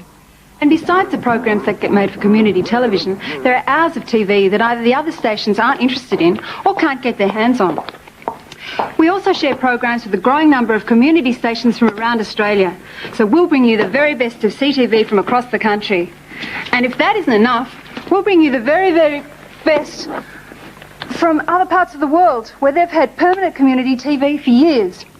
But I know what you've been thinking. How do you pay for it all? And it's funny you should ask, because our financial analysts have been going over the figures. They're still busy. But they would have told you that there are a number of ways to keep the station healthy, because television airtime is a big asset for the community to own. Every hour we can play up to 4 minutes of sponsorship announcements. So by putting aside a little airtime for those with the money, we can provide access for those who couldn't get on air any other way.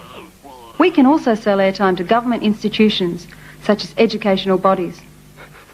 No, I just don't get it. Oh, Leo, you've got it round the wrong way, see? What? Where? But of course, we can't get by without support from the community. And just like community radio, we depend on our members and subscribers to keep us on the air. Actually, in more ways than one, because our members and subscribers often become the volunteers who make the whole thing happen. Speaking of which, here comes a potential subscriber now. Hey, you! Oi! You with the dog form in your hand! I'm so depressed. Nothing to do. I just lie around all day and watch TV. Well, your brains are going to turn to mush if you keep that up. Get involved. Do something. Hey, you! Look, you don't have to be Fretchka Pepsi. Everyone's got to start somewhere. You could join a local production group, learn a new skill.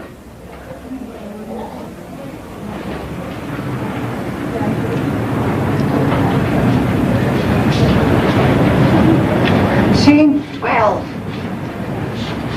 Today we're finding out about the local wildlife. It's breeding season for a lot of those things at the moment, and here's one of the birds. A community TV station depends on all sorts of people out there making their own productions. Sand is rock hard. If a child was to fall from the tree, they might concentrate on a particular part of town. A leg on this part. Or specialise in offering access to a particular group of people. So there's sure to be one for you.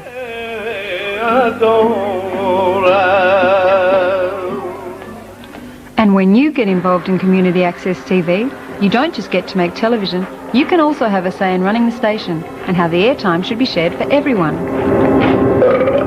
Scar TV. This is Everyone in show. Most of the people in the show have difficulties in speaking or learning, but that doesn't stop them from doing things they want to do. This is Bill. He's a Preps Plus One student. The more people involved, the better. It's all about the community deciding what it wants to say and what the station should be. Because ordinary television just can't do it. So, I don't know whether we can comment on that. We know what the other channels do, but what community television does from now on, it's up to you.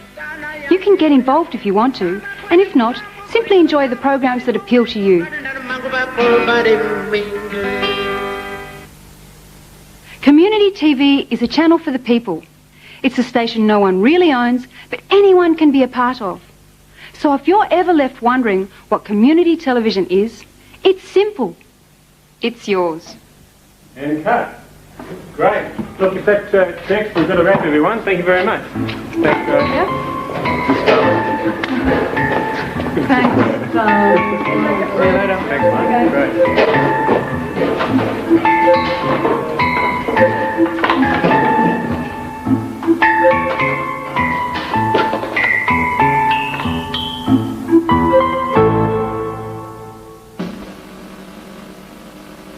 And now, ladies and gentlemen, boys and girls, the moment you've all been waiting for. Starring your favorite couple and mine. I'm Lottie, and my name is Leo. And welcome to the Lottie and Leo Show!